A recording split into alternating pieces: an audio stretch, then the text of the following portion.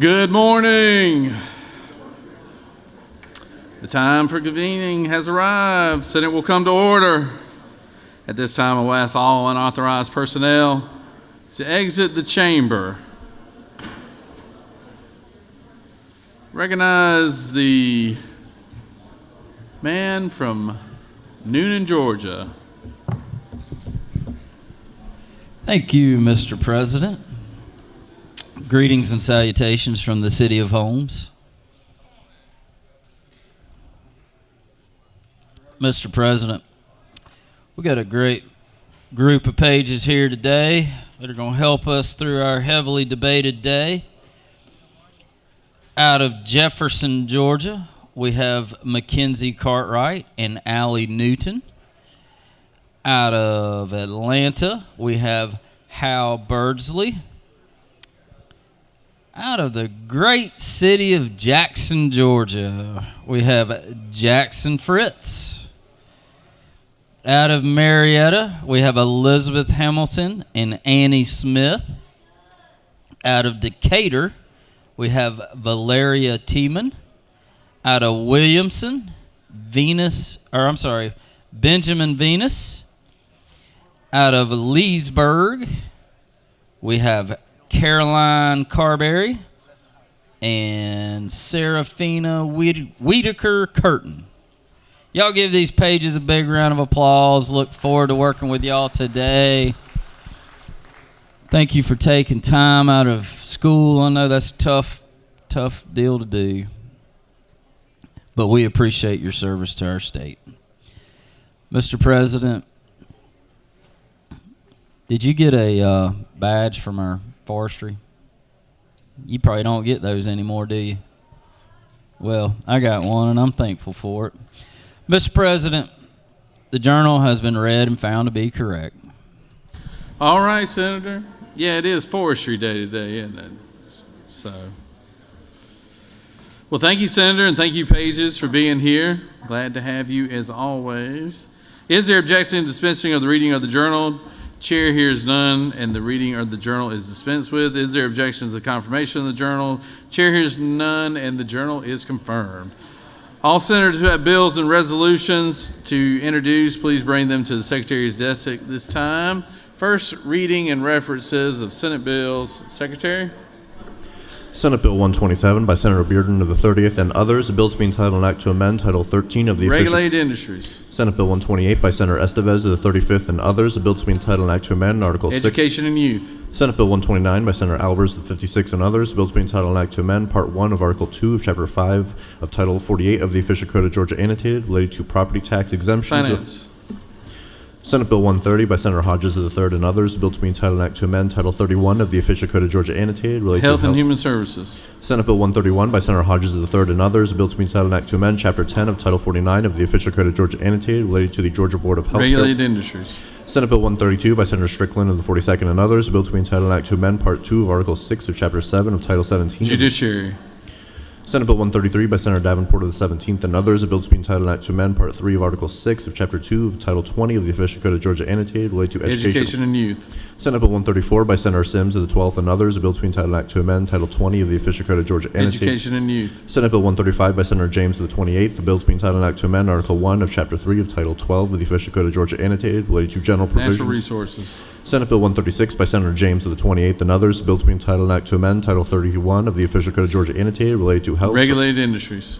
Senate Bill 137 by Senator Dixon of the 45th. A bill to be entitled an act to amend an act to incorporate the city of Mulberry, approved February 13th. State and local government. Senate Bill 138 by Senator Dixon of the 45th and others. A bill to be entitled an act to amend State and local government general. Senate Bill 139 by Senator Dixon of the 45th and others. A bill to be entitled an act to amend an State act. and local government general. Senate Bill 140 by Senator Dolezal of the 27th and others. A bill to be entitled Health and an act. Human Services. Senate Resolution 148 by Senator Rhett of the 33rd and others. A resolution recognizing and commending Taiwan for its Rules.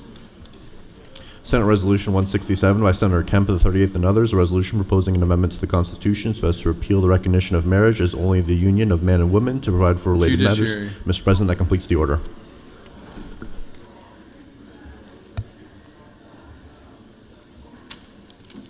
First reading and references of House bills. House Bill 157 by Representative Donahue of the 31st and others, a bill to be entitled State and local government. House Bill 236 by Representative Scoggins of the 14th and others, a bill to be entitled an act to abolish the office of elected county State surveyor. and local government. Mr. President, that completes the order.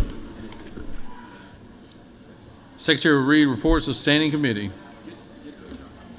Mr. President, the Senate Committee on Finance has under consideration the following legislation and has instructed me to report the same back to the Senate with the following recommendation. Senate Bill 52, due pass by substitute. Respectfully submitted, Senator Hustetler of the 52nd District, Chairman. Mr. President, the Senate Committee on Health and Human Services has under consideration the following legislation and has instructed me to report the same back to the Senate with the following recommendation. Senate Bill 72, due pass by committee substitute. Senate Bill 101, due pass. Respectfully submitted, Senator Watson of the 1st District, Chairman. Mr. President, the Senate Committee on Judiciary has under consideration the following legislation and has instructed me to report the same back to the Senate with the following recommendation. Senate Bill 68, due pass by substitute. Senate Bill 69, due pass. Respectfully submitted, Senator Strickland of the 42nd District, Chairman. Dear Mr. Secretary, pursuant to Rule 2-1.6, I hereby give notice that I will introduce a minority report to be read along with the majority report of Senate Bill 68, which was passed by Committee on Judiciary on Monday, February 10th, 2025. Sincerely, Senator Harold Jones II. Mr. President, the Senate Committee on Public Safety has under consideration the following legislation and has instructed me to report the same back to the Senate with the following recommendation. Senate Bill 76, due pass by committee substitute. Senate Bill 102, due pass by committee substitute. Senate Bill 99, due pass by committee substitute. Respectfully submitted, Senator Albers of the 56th District, Chairman. Mr. President, the Senate Committee on State and Local Governmental Operations Local has under consideration the following legislation and has instructed me to report the same back to the Senate with the following recommendation. Senate Bill 70, due pass. Senate Bill 78, due pass. Senate Bill 83, due pass. Respectfully submitted, Senator Dixon of the 45th District, Chairman. Mr. President, the Senate Committee on Rules has under consideration the following legislation and has instructed me to report the same back to the Senate with the following recommendation. Senate Bill 44, due pass by substitute. Respectfully submitted, Senator Brass of the 6th District, Chairman. Mr. President, that completes the order. Secretary will read resolutions for the second time. Senate Bill 9 by Senator Albers of the 56th and others, ensuring accountability for illegal AI activities, Act and Act. Senate Bill 10 by Senator Goodman of the 8th and others, Superior Courts of the Alapaha Judicial Circuit, additional judge provide. Senate Bill 12 by Senator Ginn of the 47th and others, inspection of public records, documents, and records in the possession of private persons or entities, revised provisions. Mr. President, that completes the order.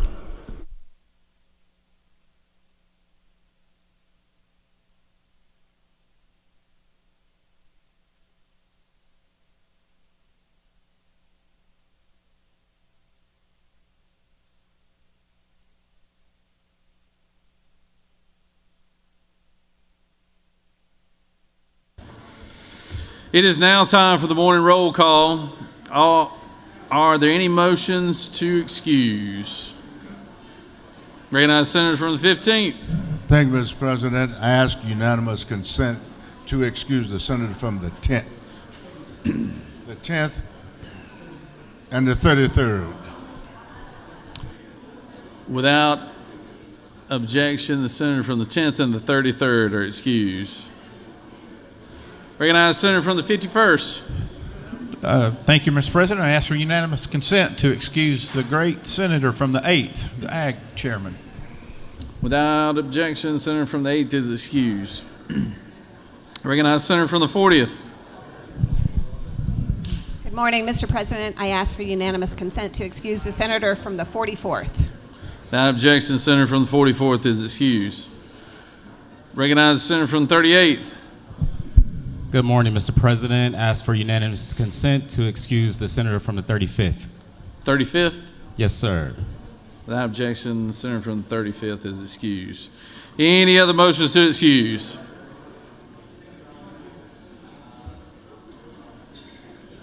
Recognize the senator from the 14th. Thank you, Mr. President. I ask unanimous consent that the senator from the 7th be excused. I think that's it. Thank you. Without objection, the senator from the 7th is excused. Any other motions? Secretary will call the roll. Senators, signify your presence by voting the yea switch. Secretary, unlock the machine.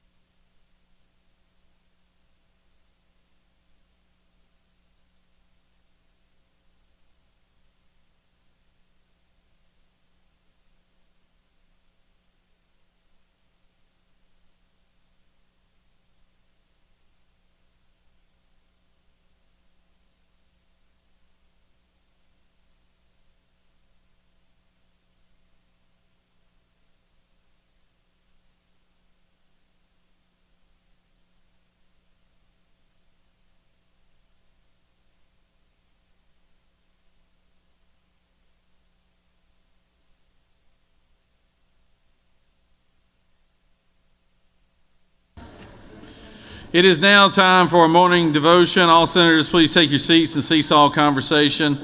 I would ask that the doorkeeper secure the chamber at this time.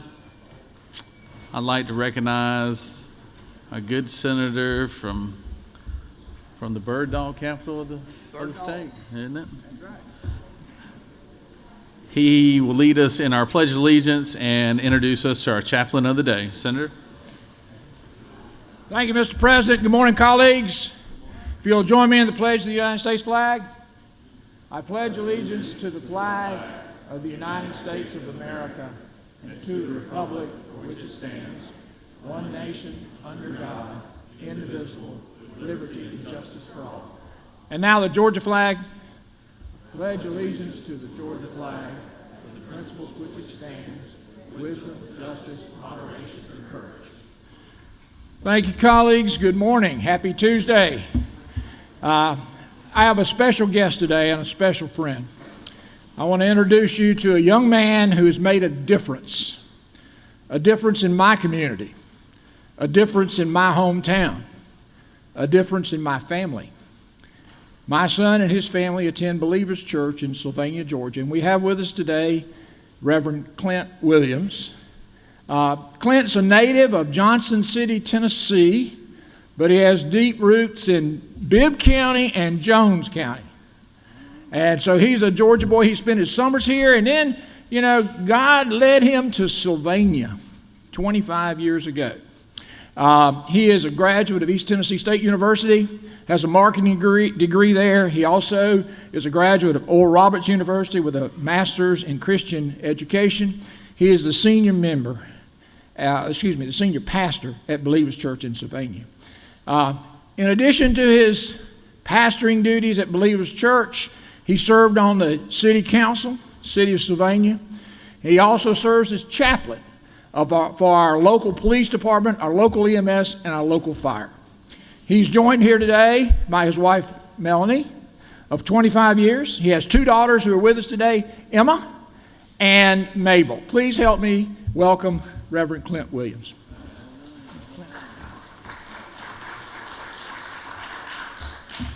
Thank you. Good morning. It is my honor to have a few minutes with you this morning, and I do want to thank Senator Burns and Lieutenant Governor for allowing me to do that, and I promise I will be within my 5 minutes. I want to tell you a quick story, and there's a story of when Jesus is talking to what of the day was the religious and educational know-it-alls, and I'm sure nobody within the Capitol knows anybody that thinks they know it all. There's not anybody here. Yeah, it just doesn't happen, does it? But Jesus tells them something that I think that we have in common. For you here serving the people, and for me serving in the church that I've been in for 25 years. And I think our positions share this. In Luke 15, verse 2 and 3, Jesus is talking to the Pharisees and the teachers of the law, and they were complaining that Jesus didn't hang around with the right people. And he even stooped so low as to have dinner with them. And then Jesus tells this story. He says, if a man has 100 sheep and one of them gets lost, what will he do? Will he leave the 99 that he has and go out into the wilderness? And then he uses this phrase to go search for the one until he finds that one that is lost. See, Jesus goes after that one sheep. As a pastor, I'm often asked, why do I care about numbers? Or if you get a group of pastors together, the first question they always ask you is, how many members do you have? How big is your church? But I'm asked, why do I care about numbers? And I will stand before you today and honestly say that I do. I'm not ashamed of tracking numbers, keeping up with the numbers, and I do that because I care. See, most of what I know you guys do, no matter what side, on this side or over on the House side, a lot of what you do is about numbers. You even refer to each other by your numbers, what district you're from. You're concerned with the number of jobs, number of schools, number of teachers you need in your schools, how many law enforcement, first responders, we as a community, we as a state provide, and yes, even to the number of dollars that you may spend as legislators or that you may have to raise for your campaigns. Those numbers matter. And again, I'm not ashamed to tell you about that I am concerned with those numbers, not to be just a good steward of God's money and what God's given me, but I care about the numbers because just like Jesus did in that story, and I think the same is true for you ladies and gentlemen here, and that is the numbers matter because the one matters. I was told a long time ago by a mentor of mine that every number has a name, every name has a story, and every story matters to God. Now here you may be thinking I'm just talking about the people that you serve and the numbers, that one person in your district, in your area that you represent. But I also want to speak to you today, to encourage you today, that even you can sometimes feel lost, feel like nobody's paying attention. The right people aren't paying attention. That even in small little Sylvania and Screven County, Georgia, you can feel lost and feel alone. But I can feel just as alone standing in the Capitol Rotunda with thousands of people around me that nobody sees. So I wanted to take my time this morning in just a minute and remind you and encourage you that this body's members, as you serve the people, on one side, remember that not one person is insignificant. That God went after the one to find them because he cares about each one of them. And he sent his son for each one of them. As public figures, it's normal for you to want your name, your number, your story to matter to people, to matter to the political world, to be before the governor, to be before our national representatives. I understand how important that is. But what I want to remind you of this morning, that as I have the honor of standing here before you, is that yes, you, each of your stories matters to God. That my prayer this morning, as I close, is that you remember that. That not only you remember the honor you have of standing and representing your people, but that all the work you do, I believe, as we serve people, literally puts a smile on God's face. And I want to encourage you that your work matters and your people matter. And I encourage you to keep serving and finding the one and representing the one that nobody else will speak for. And I thank you for giving me this time this morning. If you would you stand with me and we'll pray. Heavenly Father, it's my honor to stand before this great body this morning. And God, first and foremost, I ask you for their safety, that you lead, guide, and protect all of our elected officials from Governor Kemp all the way down. God, I ask you to give them wisdom as they seek to do their duties and serve the people of the state of Georgia. God, may they understand that what they do is serving people, that you sent your son for the people and you sent your son for them. God, give them wisdom and knowledge. Let mercy and grace wash over them. And today, God, we thank you for watching over us, that you would not only bless our country, but God, you would bless our state and each of the communities that are represented in front of me today. And we thank you for it now. In Jesus' name, amen. Amen. Thank you.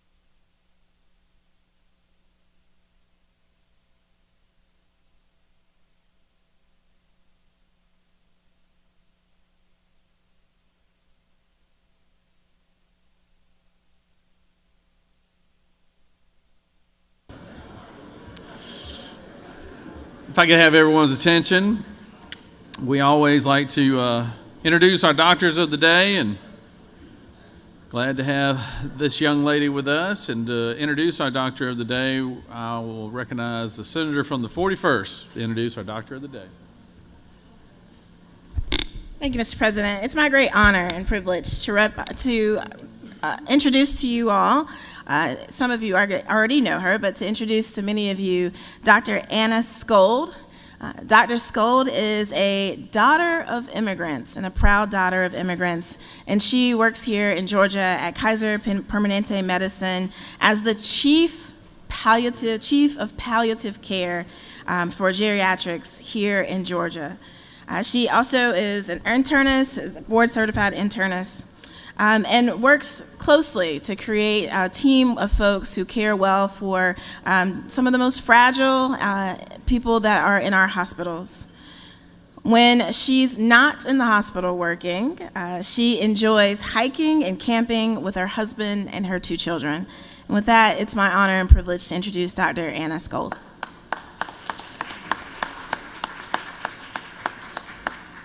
Thank you for having me. I'm here. If anybody needs me, please wash your hands. There's lots of flu, COVID, and RSV going around.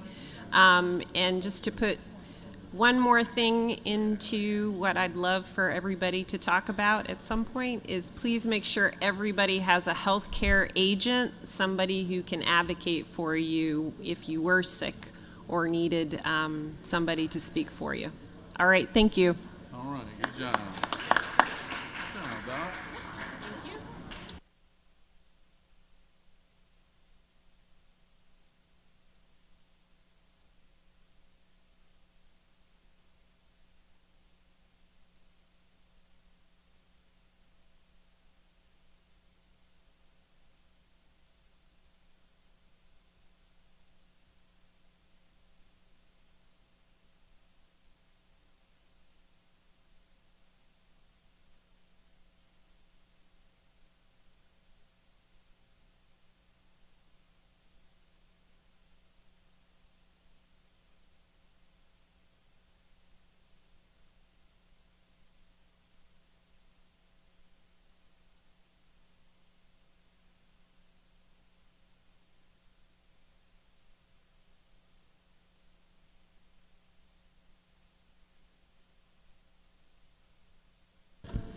We have some special guests here today. Secretary, read the caption. Senate Resolution 76 by Senator Anderson of the 24th and others, a resolution congratulating Robert L. Strother, the 2023 to 2024 Georgia Logger of the Year, and for other purposes. Whereas Robert L. Strother was recently named the 2023 to 2024 Georgia Logger of the Year by the Georgia Forestry Association, GFA, and the Southeastern Wood Producers Association, SWPA, in recognition of his outstanding contributions to the forestry supply chain. And whereas a third-generation logger, Robert L. Strother, has upheld a family tradition that began with his grandfather in the 1930s, and he has further extended this legacy through his son, the 4th generation of Strothers in the logging industry.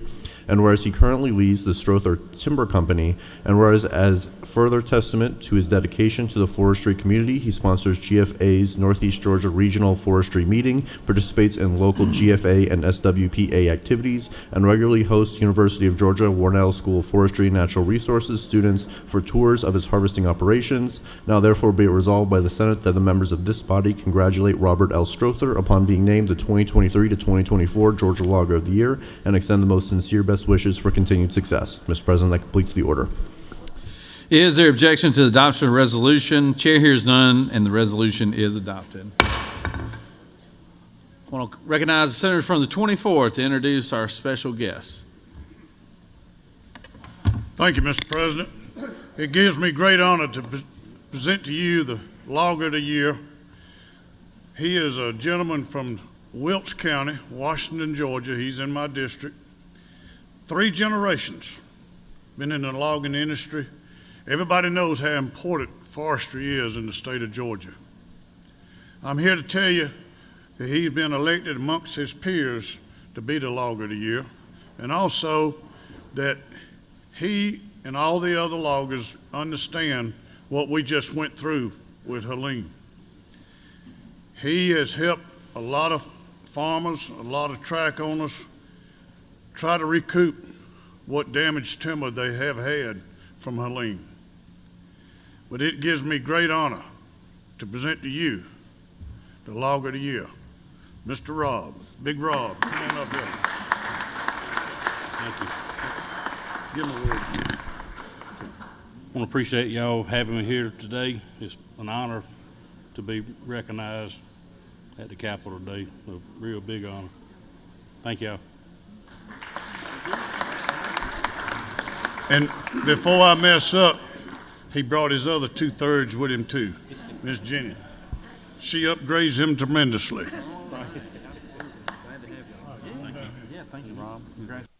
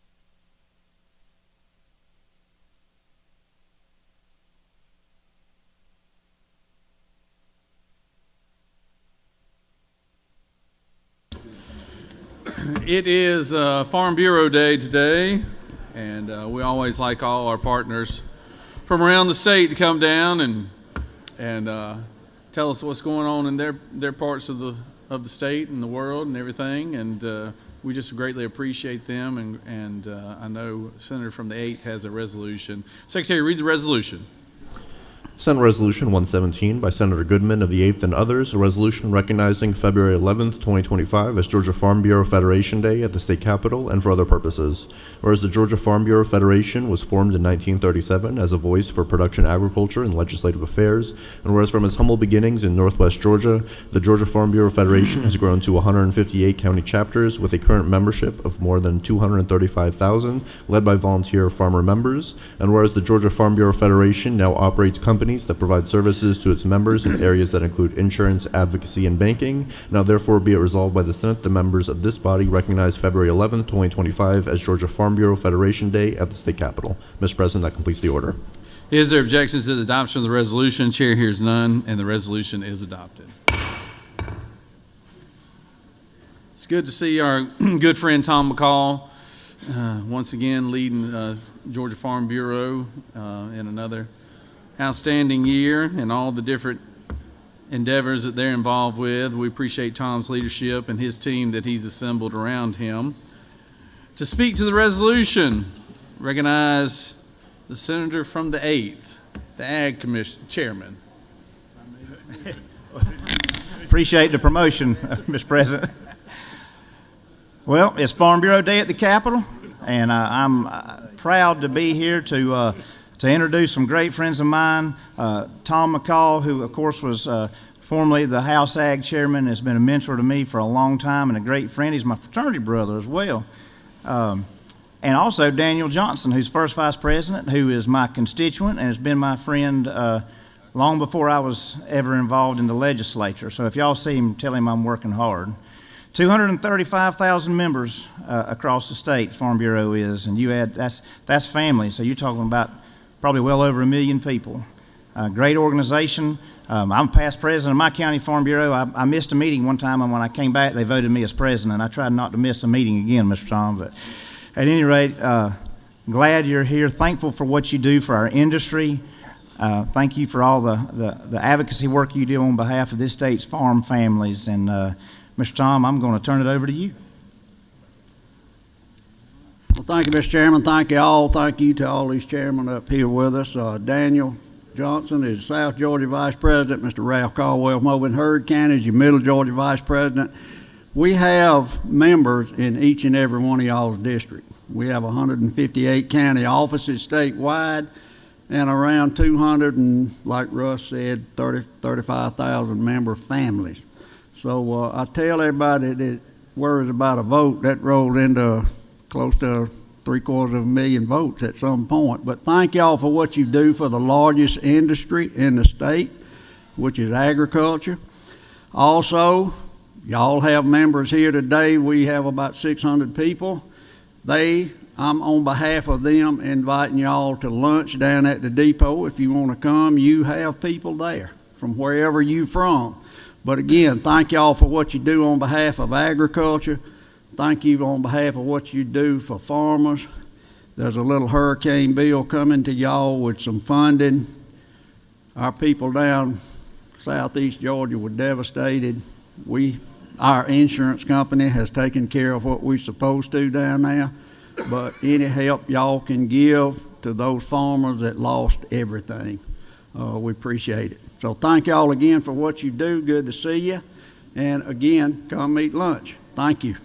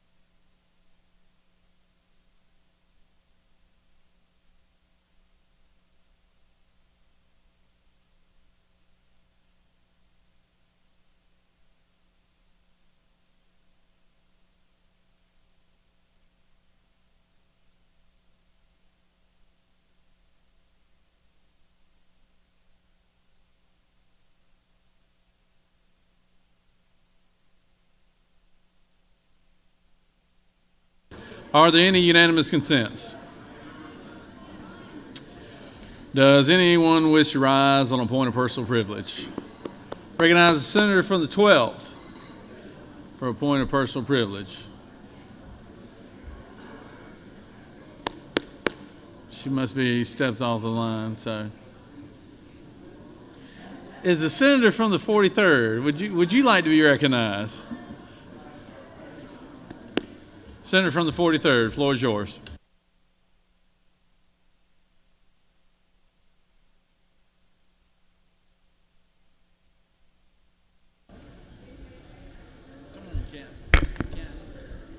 Thank you, Mr. President. Good morning, colleagues. I want to recognize a group of leaders and aspiring leaders and great leaders Leadership Rockdale class is in the balcony. Please welcome them to their state capitol. Thank you, Mr. President. I yield the well.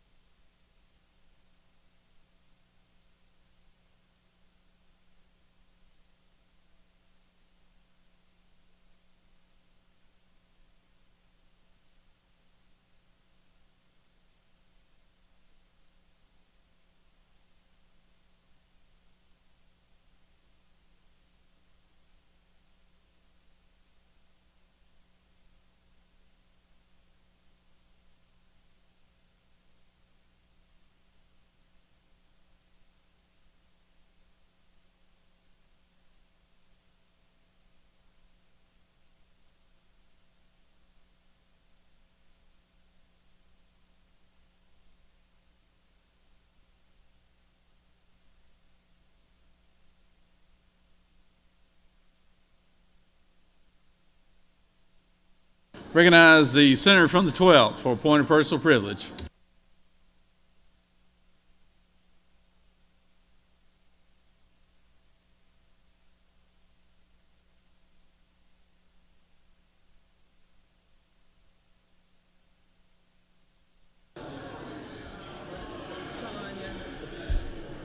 Thank you, Mr. President. Under the leadership of CEO Scott Steiner,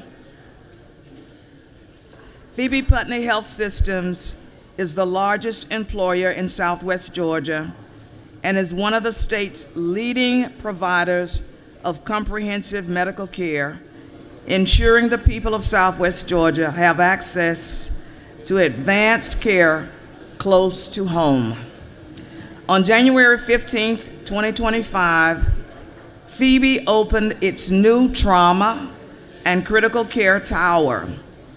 The $150 million investment houses a vastly expanded emergency and trauma center, just the second level 2 trauma center in Georgia that's south of Atlanta, a new neonatal intensive care unit that is more than 4 times the size of the previous NICU, and a new surgical intensive care unit that added 20 beds to Phoebe's critical care capabilities, all without state dollars.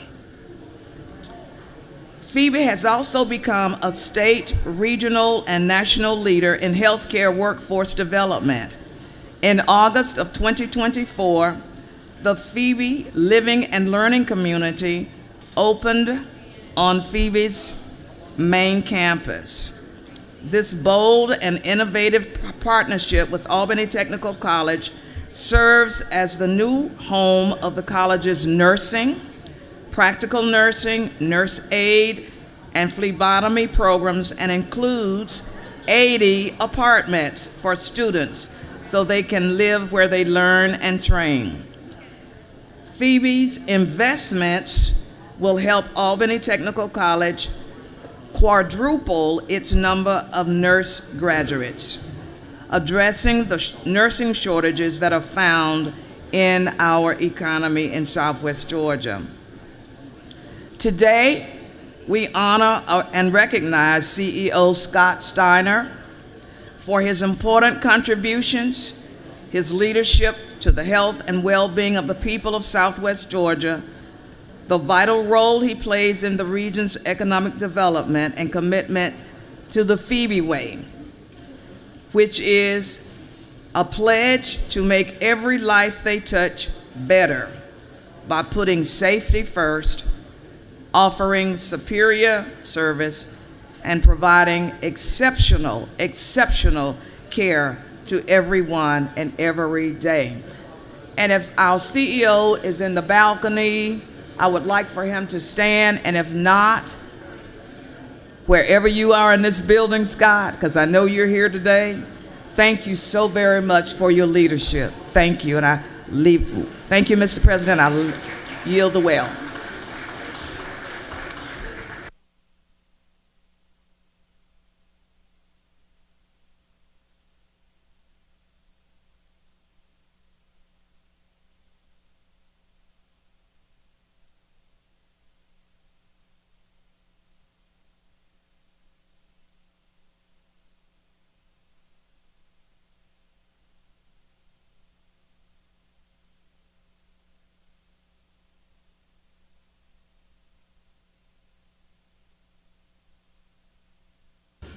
Recognize the senator from the 14th.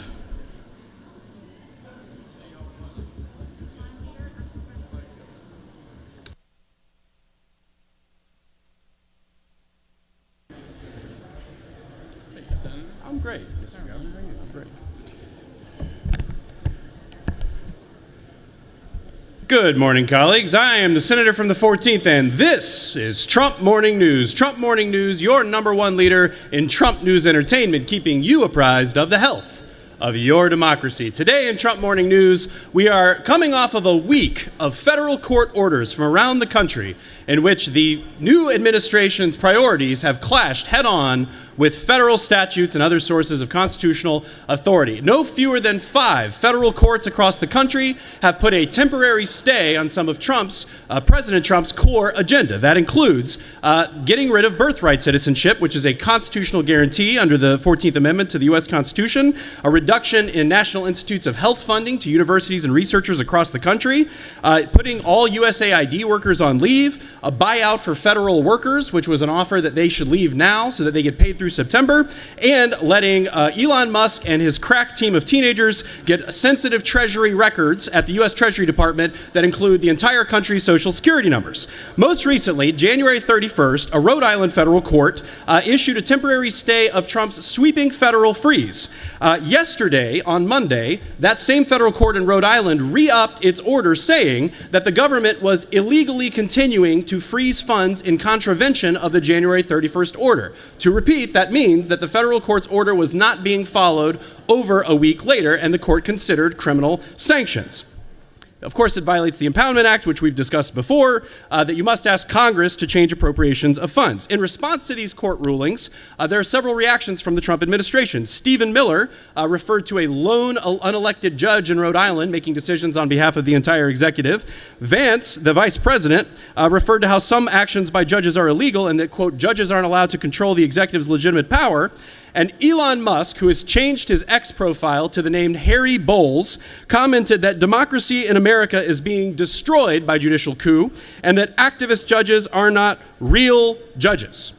Here for critical commentary on today's news is our special guest, the senator from the 14th. Senator from the 14th. Well, folks, we are off to the races. We have teed up the fight. And the fight is going to be that the federal government, through Elon Musk, is going to do whatever they want.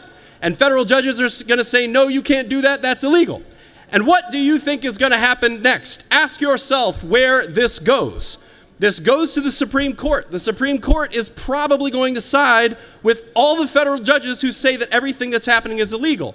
And then what will happen? J.D. Vance, on the presidential trail, said that the president should stand in front of the country like Andrew and say, let the Supreme Court Chief Justice enforce his own orders. This theory of the unitary executive has gone way too far. It is now essentially a fight between the branches and what some law professors are calling a constitutional crisis, including noted luminaries Erwin Chemerinsky from Berkeley and Lawrence Tribe from Harvard. Now, you'll find voices that will say anything that their team tells them to say. But the American Bar Association has also released a statement saying that the rule of law itself is under threat and urging lawyers everywhere to remember their professional responsibilities. We are not yet at the point where democracy is failing, but the signs are in the air, folks.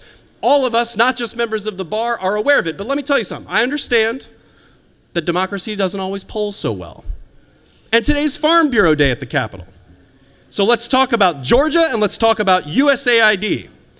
In South Georgia, there's a company called Manna, M-A-N-A. Mark Moore is the co-founder and CEO. GPB did this reporting in Fitzgerald, Georgia. They're a nonprofit that makes a children's survival mixture from milk and peanuts known as RUTF, or ready-to-use therapeutic food. They manufacture enough packets of that paste to feed 2 million children per year, and guess who pays for it? USAID. They buy it from South Georgia and they send it to malnourished kids around the world. In 2022, the governor of this state, Brian Kemp, said, "We are excited to watch Manna Nutrition serve communities in need worldwide with products from our state's #1 agriculture industry. We've been laser focused on creating impactful opportunities across the state, and jobs like these will be good for the local community for years to come." Manna, South Georgia peanut farmers, do not know what their future looks like. Here's the exact quote from the CEO of Manna. "We're not discouraged yet," he said. "We're going to keep going, and finding a way forward is too important to just sit around and sort of indulge in feeling sorry for ourselves. We're going to get it done." Well, that's all the time we have this morning for Trump Morning News. As always, we remind you, your state legislators, you can't do anything directly about this, and there's nothing the Republican Party could have done in the last 20 years to prevent this from happening. Thank you for your time, colleagues. Mr. President, I yield the well.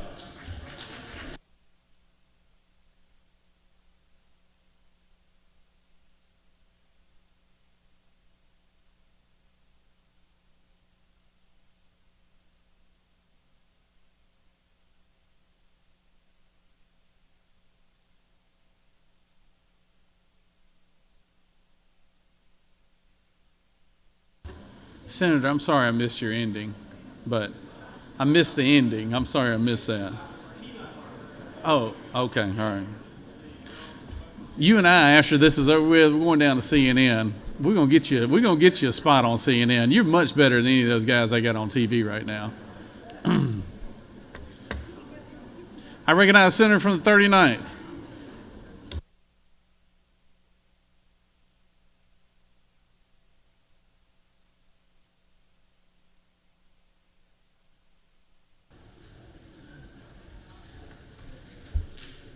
Thank you, Mr. President, and good morning, colleagues. I rise today on a point of personal privilege to acknowledge Women in Blue Day and the Georgia Federation of Democratic Women. These dedicated women represent a legacy of civic engagement, leadership, and service in communities across our state. And we've got several members in the gallery with us today. Thank you, ladies. Your presence here today is a reminder that progress is made when women lead, when we fight for justice, and when we lift as we climb. Thank you for your service and your dedication to the people of Georgia. Thank you, Mr. President. I yield the well.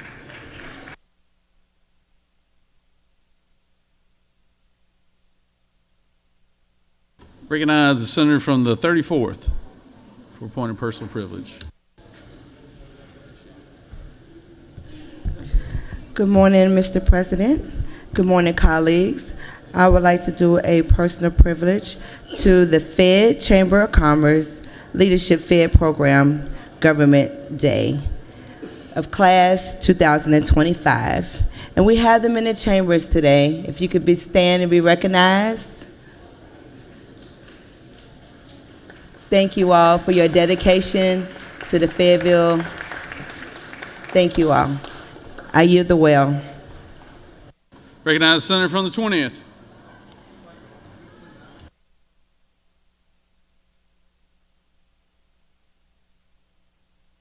Recognize the senator from the 20th.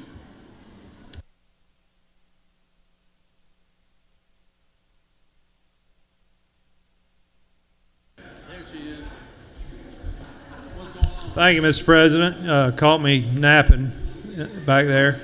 I just want to recognize the peri-adult leadership group that's here with us at the Capitol today, future leaders of our community, and I'm proud to have them with us. I would like them to please stand if they're still in the gallery and be recognized. Thank you all for being here.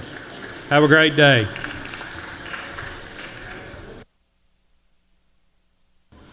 Recognize the senator from the 1st.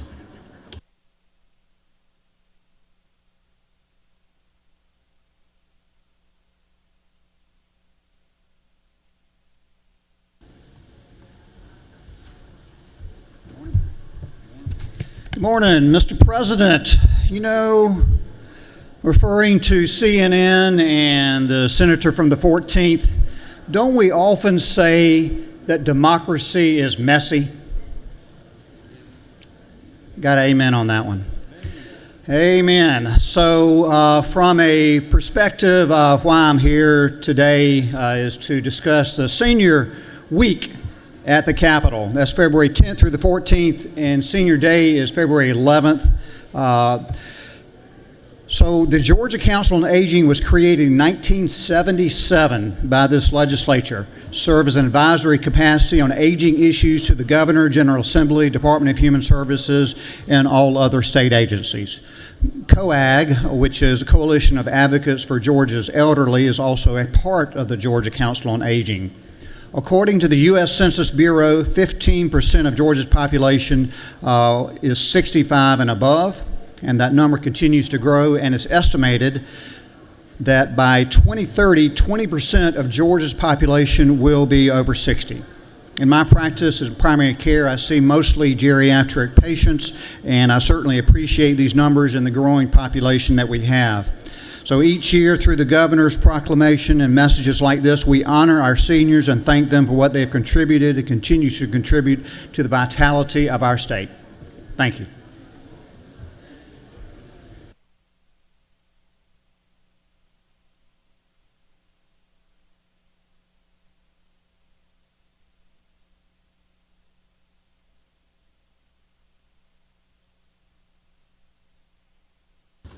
Recognize the senator from the 41st.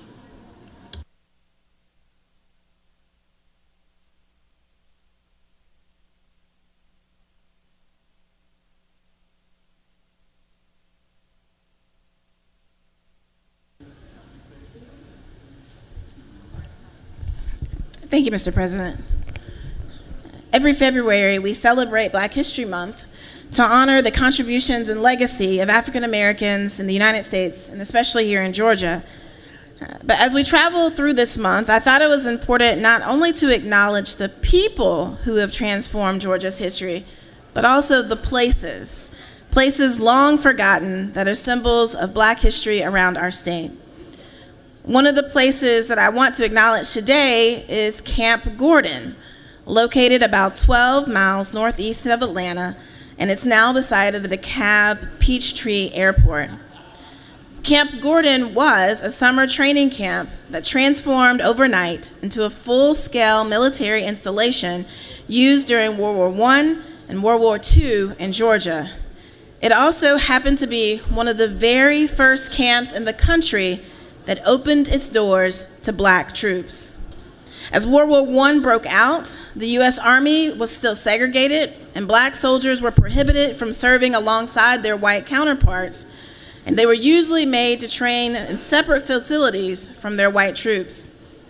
But African American men saw that the war was an opportunity to finally gain respect and social standing as they began to fight this war.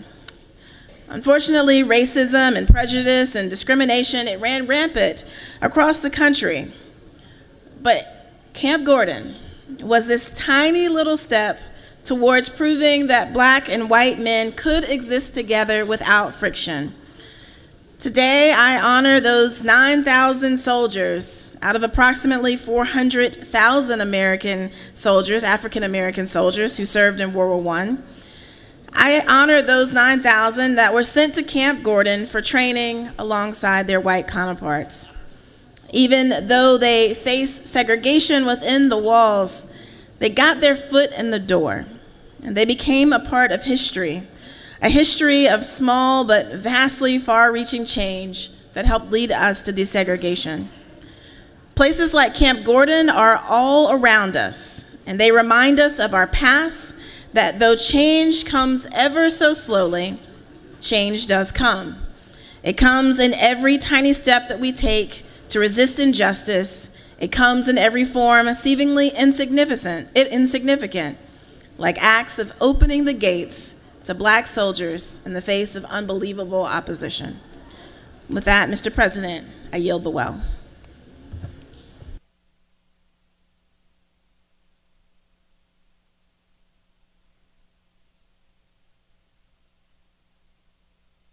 Recognize Senator from the 42nd. Don't see him. Senator from the 18th.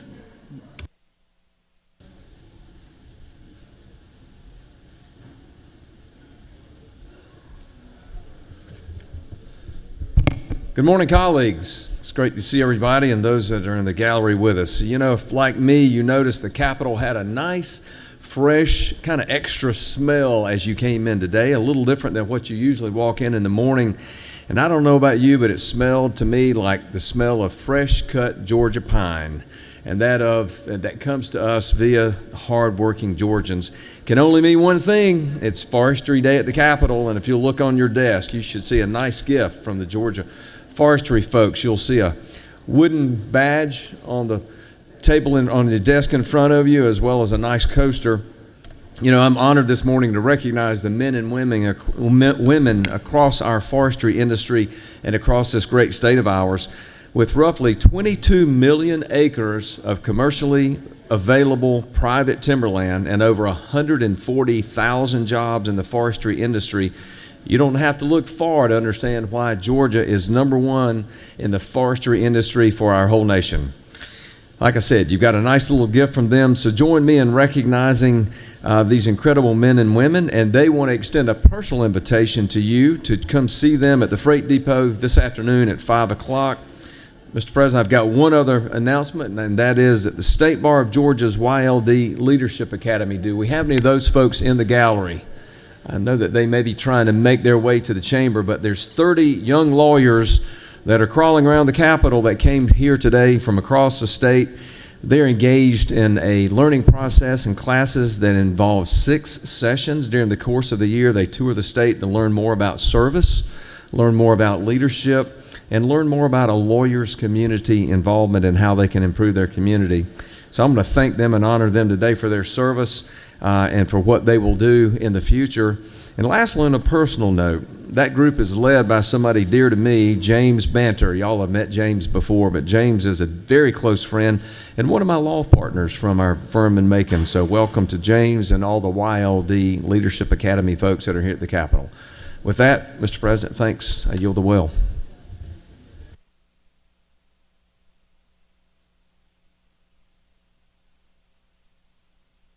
Thank you, Senator. Recognize the senator from the 44th.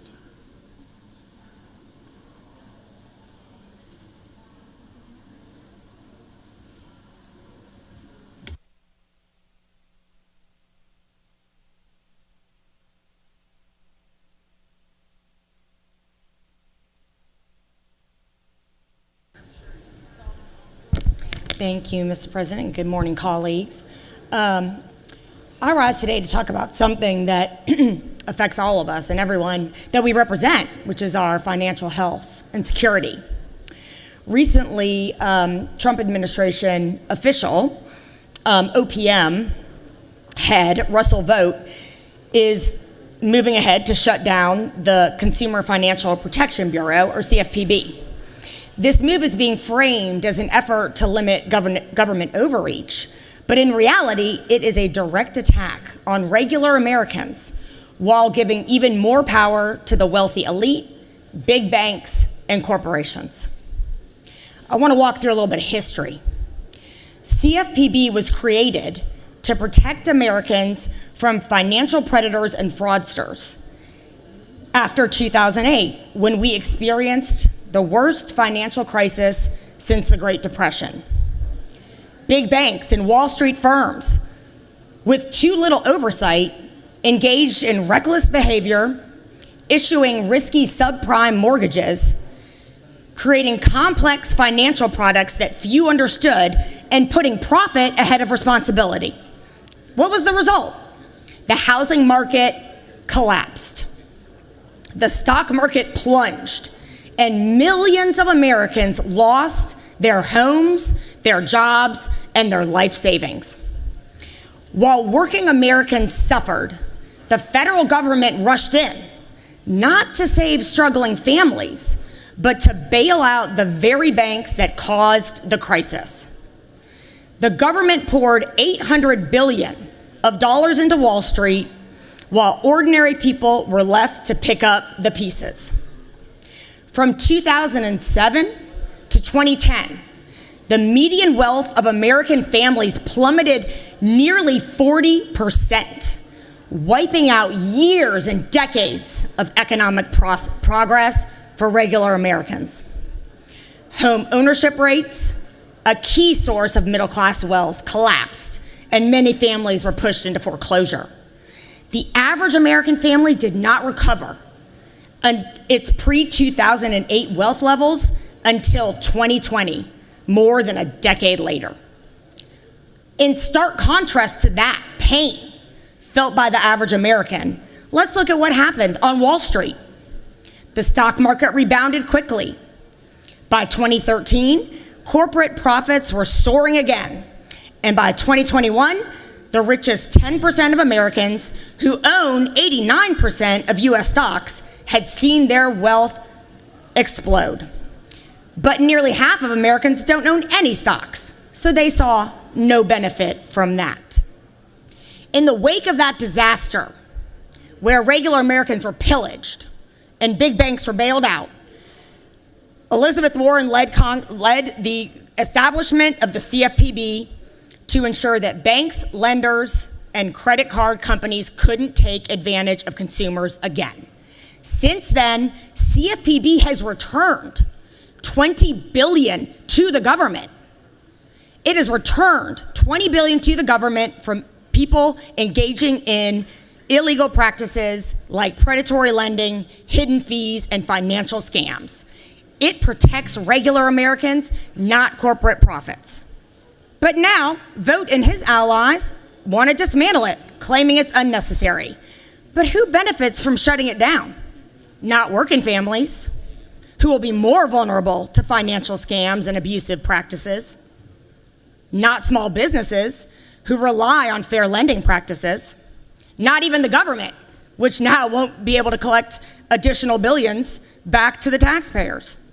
The winners will be big banks and corporations, free to operate without consequences, just like before the 2008 crash. Under the guise of saving money, the Trump administration is telling the cops to take off their uniforms and go home. You can be assured that without law enforcement, bad actors will behave badly, leaving many victims to fend for themselves. We don't even need history to instruct us here. We don't need oligarchs running our government to win, and to win big with huge payouts at our expense and your expense. Thank you, Mr. President. I yield the floor.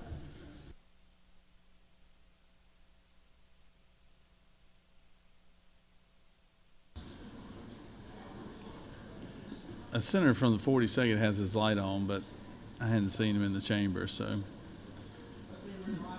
Does any other senator wish to rise on a point of personal privilege?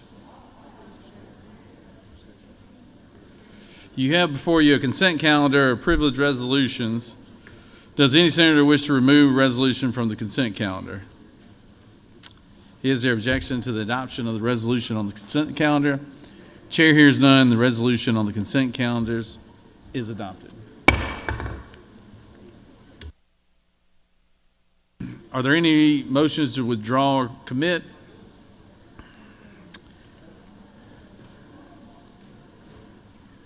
You have before you a consent calendar of local bills. Mr. Secretary, have any objections been filed for any of these local bills? Mr. President, there are no objections. Is there objection to agreeing to the report of the Committee on State and Local Government Operations, which is favorable to the passage of the bills on the local consent calendar? Chair hears none. The report of the committee is agreed to. Questions on the passage of the bills on the local consent calendar? All those in favor will vote yea. All opposed, nay. Secretary, unlock the machine.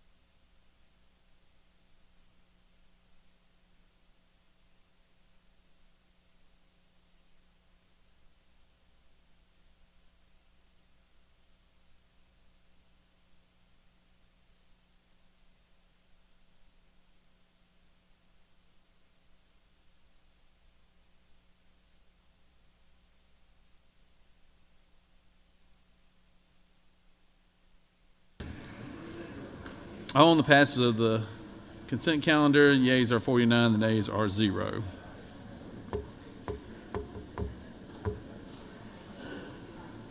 Moving on.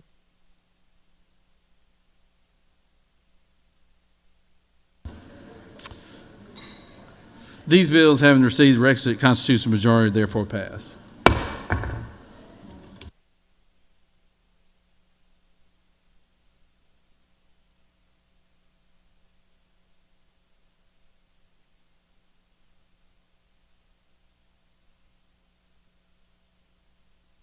Recognize the majority leader for a motion. Thank you, Mr. President. I ask for unanimous consent that one roll call vote. I move that the appointments, let me start over. My colleague over here came over here and took my cards away from me. I got this. Take your time, Senator. Take your Mr. time. President, I ask for unanimous consent that one roll call vote suffice for the confirmation of the appointments to the Judicial Qualifications Commission.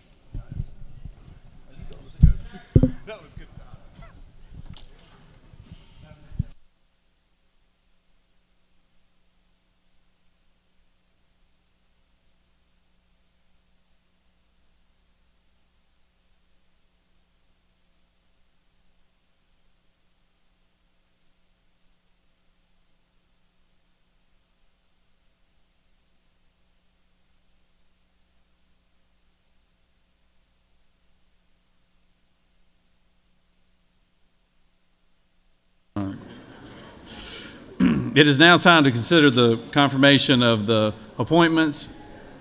Secretary Reed, read the resolution. Mr. President, the Senate Committee on Assignments has had under consideration the following appointments to the Judicial Qualifications Commission. Mr. James L. Coursey, appointed by the Speaker of the House. Honorable Brian M. Rickman, appointed by the Supreme Court. The committee has also had under consideration the following appointments to the Judicial Legal Defense Fund Commission. Mr. Brad Vaughn, appointed by the Lieutenant Governor. Honorable Todd Markle, appointed by the Chief Justice of the Supreme Court. The committee has also had under consideration the appointments made by the Governor, which require Senate confirmation and were submitted to the Senate on January 31st, 2025, and has instructed me to report the same back to the Senate with the following recommendation: that the appointments be confirmed as submitted. Respectfully submitted, Honorable Burt Jones, Chairman. Mr. President, that completes the order.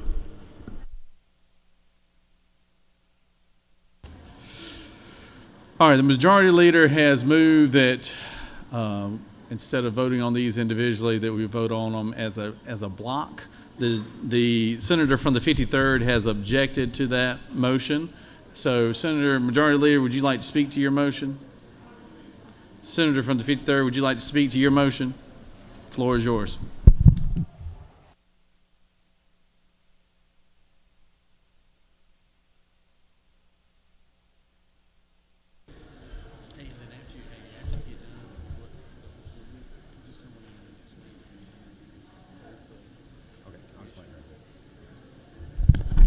Thank you, Mr. President. All I ask is this body reserve a separate vote for Mr. James Coursey, and then we can have a vote for the others all together. I just want to separate that one out.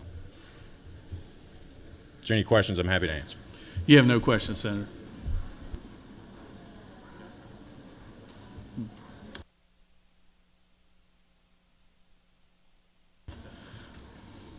The senator has stated his case. He's objected to the motion by the majority leader. All those in favor of the majority leader's motion?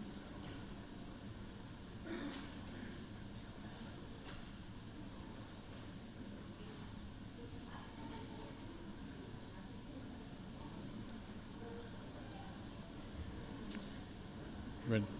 All those in favor of the majority leader's motion will vote yea. All opposed, nay. Secretary will unlock the machine.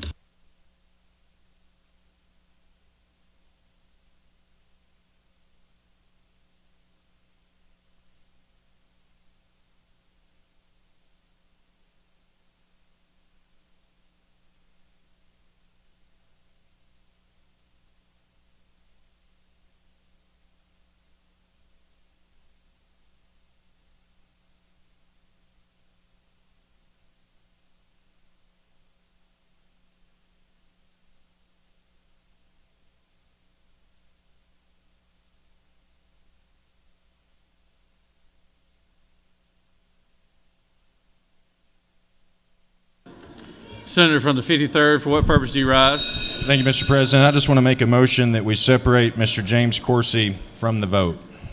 I think you've made that motion, Senator, and we're voting on it right now.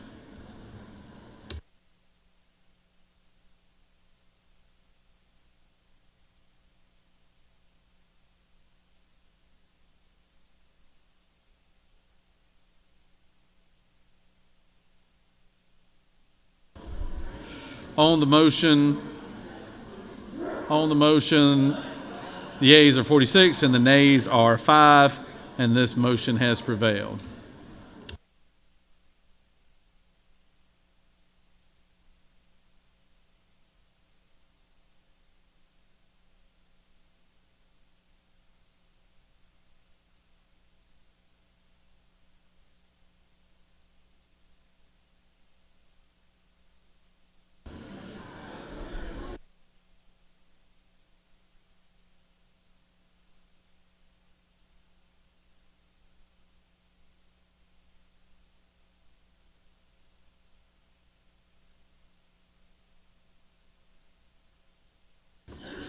It is now time to consider the underlining JQC vote. Recognize the majority leader for another motion. Thank you, Mr. President. I move that the appointments to the Judicial Qualifications Commission be confirmed as submitted. The majority leader has moved. Is there any objection? We do have an objection. Would you like to speak to your motion? Would you like to speak to your objection, Senator? You can do it from the floor.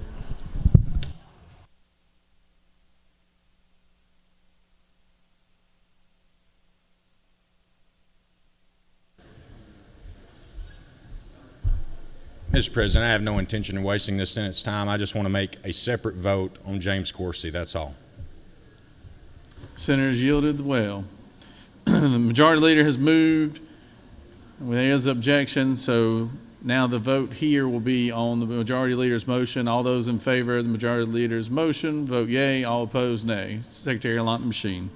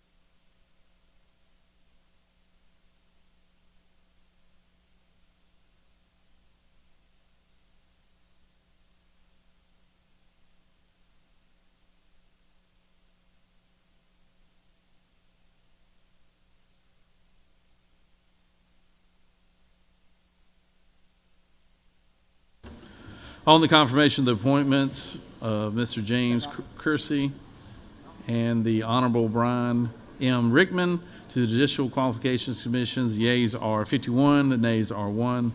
The appointments are therefore confirmed.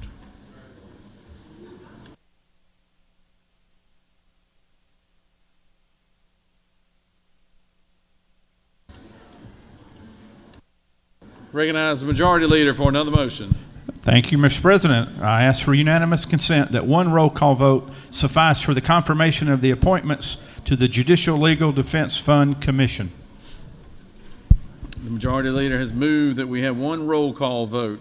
Is there objection? Without objection?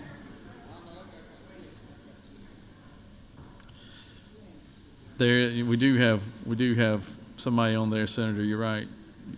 Would you like to object to that, Senator? You good? Okay.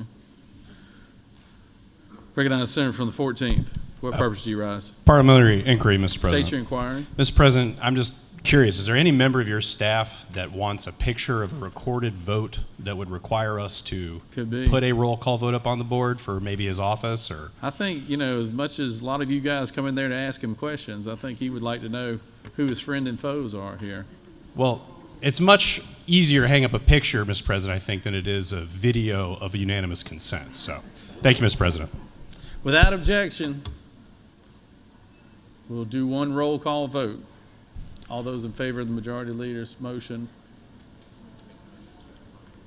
go ahead and make the motion, Senator. Mr. President, I move that the appointments to the Judicial Legal Defense Fund Commission be confirmed as submitted.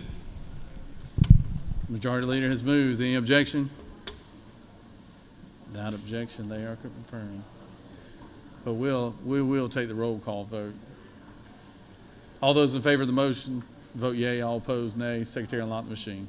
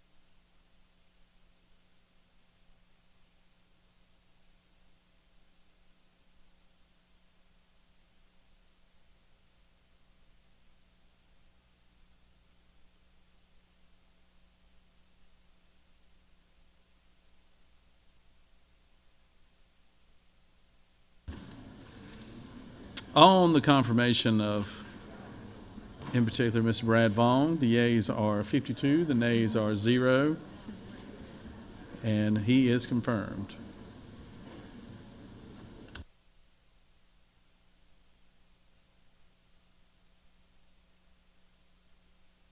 Recognize the majority leader for another motion. Mr. President, I ask for unanimous consent to dispense with the reading of the names of the governor's appointments. The majority leader has moved that we dispense of the reading of the governor's appointments. Is there any objection? Hearing none.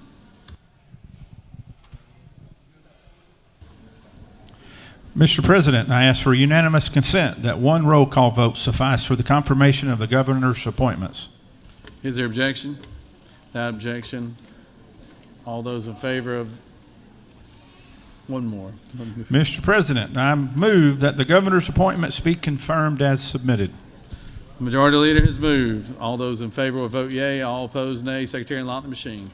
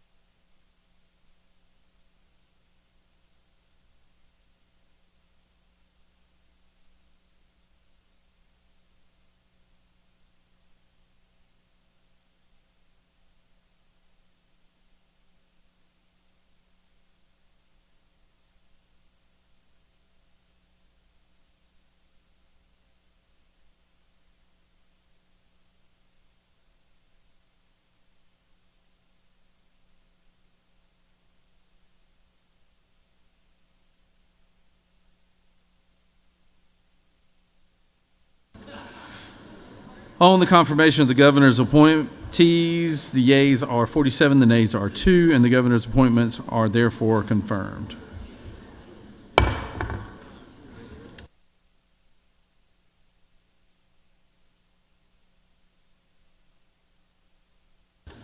Moving on to the rules calendar. Senate Bill 84. Secretary, read the caption.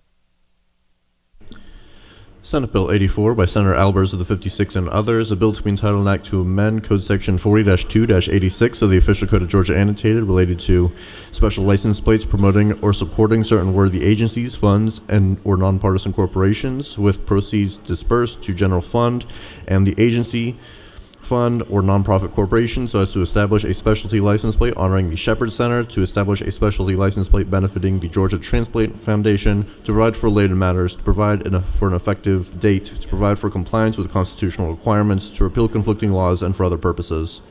Mr. President, the Senate Committee on Public Safety recommends that this bill do pass by committee substitute. Respectfully submitted, Senator Albers, Chairman.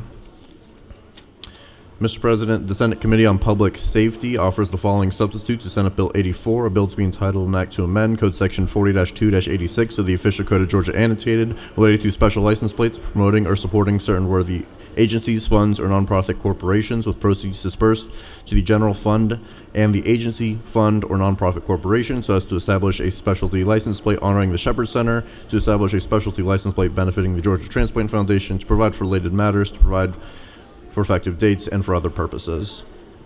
That completes the order, Mr. President. Recognize the Chairman of Public Safety, Senator from 56.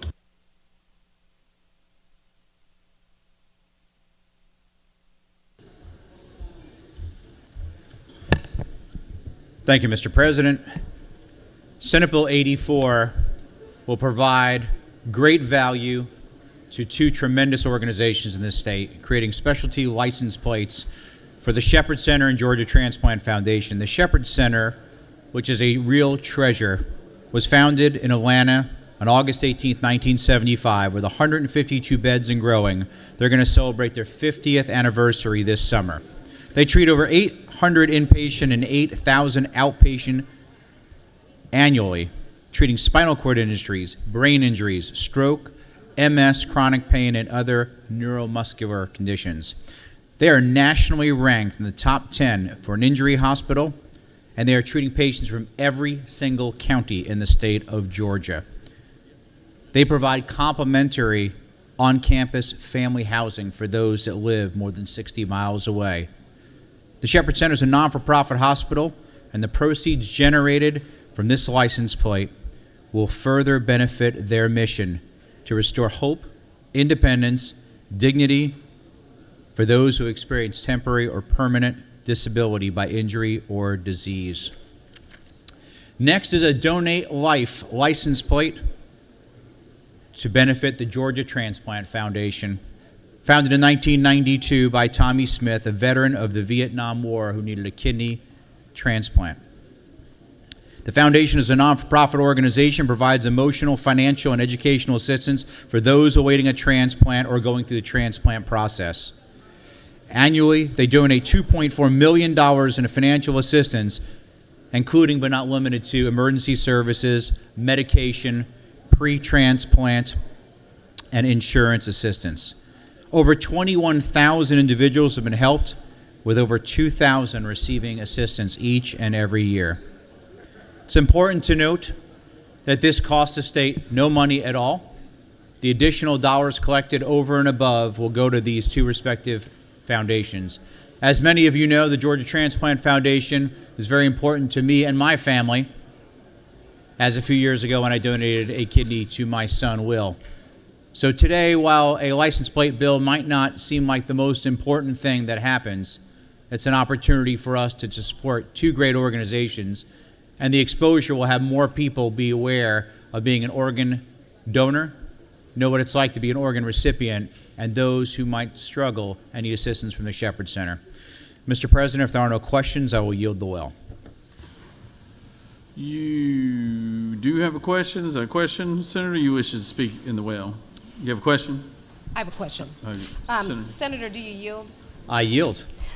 Isn't it true that though the Shepherd Center is located in District 39, it is the preeminent place in this country where families find hope from spinal cord injuries, brain injuries, stroke, and other neurological conditions, and where cutting-edge rehabilitation meets compassionate care, and where patients defy the odds every single day? Senator, you couldn't have said it better, and thank you for your extraordinary representation of the Shepherd Center. You have no further questions, Senator. Thank you. I'd urge your favorable consideration. Does any other senator wish to speak for or against the measure? Chair hears none. Is there objection to the previous question being ordered? Chair hears none. The previous question is ordered. Questions on the adoption of the committee substitute. Is there objection to the adoption of the committee substitute? Hearing none, the committee substitute is adopted. Is there objection to agreeing to the report of the committee which is favorable to the passage of the bill? Chair hears none. The report of the committee is agreed to. Is there objection to the main question being ordered? Chair hears none. The main question is ordered. Questions on the passage of the bill by substitute. All those in favor will vote yea. All opposed, nay. Secretary, unlock the machine.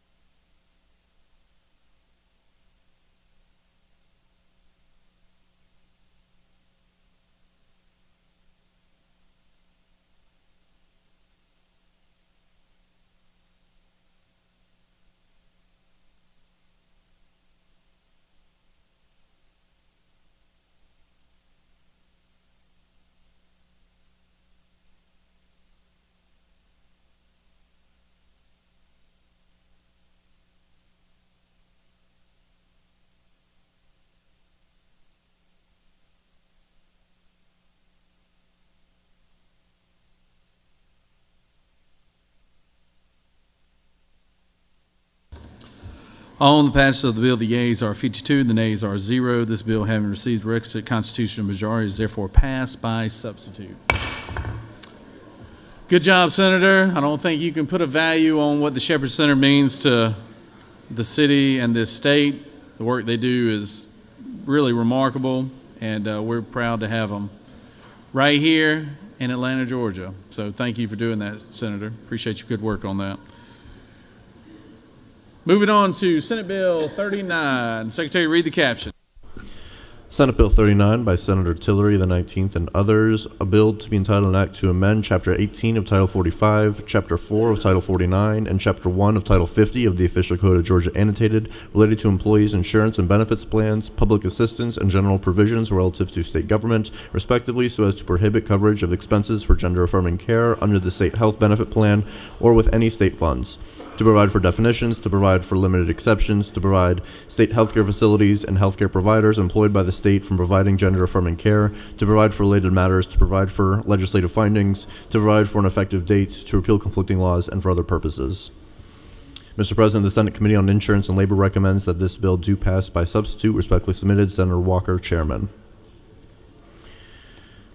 Mr. President, the Senate Committee on Insurance and Labor offers the following substitute to Senate Bill 39, a bill to be entitled an act to amend Chapter 18 of Title 45, Chapter 4 of Title 19, and Chapter 1 of Title 50 of the Official Code of Georgia Annotated, related to the employees' insurance and benefits plans, public assistance, and general provisions relative to state government, respectively, so as to prohibit coverage and expenses for gender-affirming care under the state health benefit plan or with any state funds and for other purposes.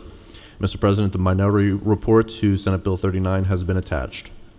Mr. President, Senator Bratz of the 6th offers the following amendment number 1, to amend the Senate Committee on Insurance and Labor substitute to Senate Bill 39 by inserting before to provide for related matters on line 7 the following, to amend Chapter 5 of Title 50 of the Official Code of Georgia Annotated related to Department of Administrative Services so as to prohibit the department or any state agency from awarding or entering into contracts solicited pursuant to requests for proposals that include consideration of transgender issues as an evaluation factor or criterion and for other purposes. Mr. President, Senator Jackson of the 41st and others offers the following amendment number 2, to amend the Senate Committee on Insurance and Labor substitute to Senate Bill 39 by inserting after such individual sex on line 47 the following, such term does not include mental health treatments for gender dysphoria. Mr. President, that completes the order. Recognize the Senator from the 19th. Speak to the measure.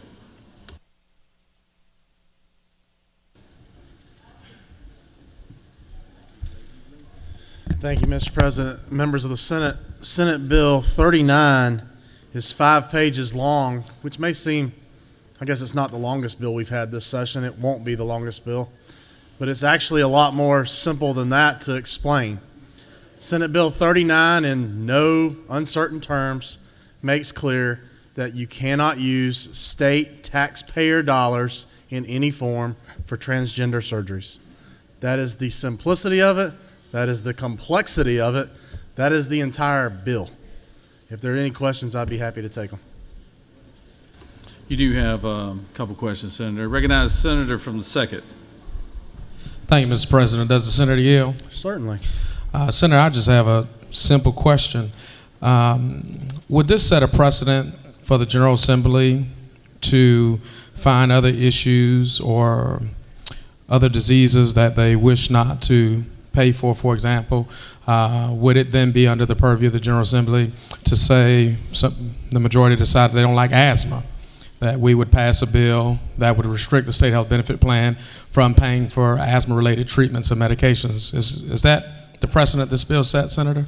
Well, I don't think it's the precedent this bill sets, because the precedent would have been set much earlier when we already banned state funds for being used for abortion.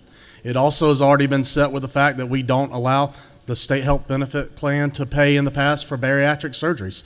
We also don't allow Medicaid to pay for Viagra. So if the precedent has already been set, it was set well forward today. Recognize the Senator from the 44th. Thank you, Mr. President. Will the gentleman yield? Yes, ma'am. Thank you, Mr. Chairman. The question I have is, do you believe that gender dysphoria is a medical diagnosis? So I believe that our body in Senate Bill 140 already decided that we do not think state taxpayer dollars should be used for transgender surgeries on minors. But do you and think... if, Is it your position that gender dysphoria is or is not a medical condition? Well, the great thing about it is that my position doesn't matter for this body. What matters is what 29 votes decide at the end, and then what 91 votes are going to decide across the hall. I think our body, though, has already decided that we do not think that state taxpayer dollars should be used for transgender surgeries on minors. And all this says is, hey, looks like there was a possible loophole there. The loophole where that transgender surgery was being paid for with our state dollars out of state, and we're going to close that in this process. On line 84, it calls gender dysphoria a medical condition. Do you dispute the language that you put in this bill?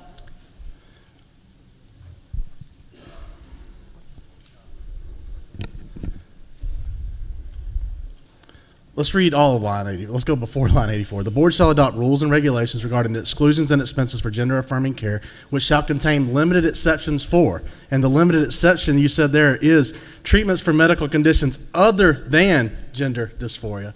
So Right, in this so- instance, if you're going to say, I think that the rulings, I'm not going to dispute the rulings of the courts on what they may say if gender dysphoria is medical or not, but I also don't think that that means that the state health benefit plan has to cover those in the same ways that we don't have to cover other procedures that we've mentioned already.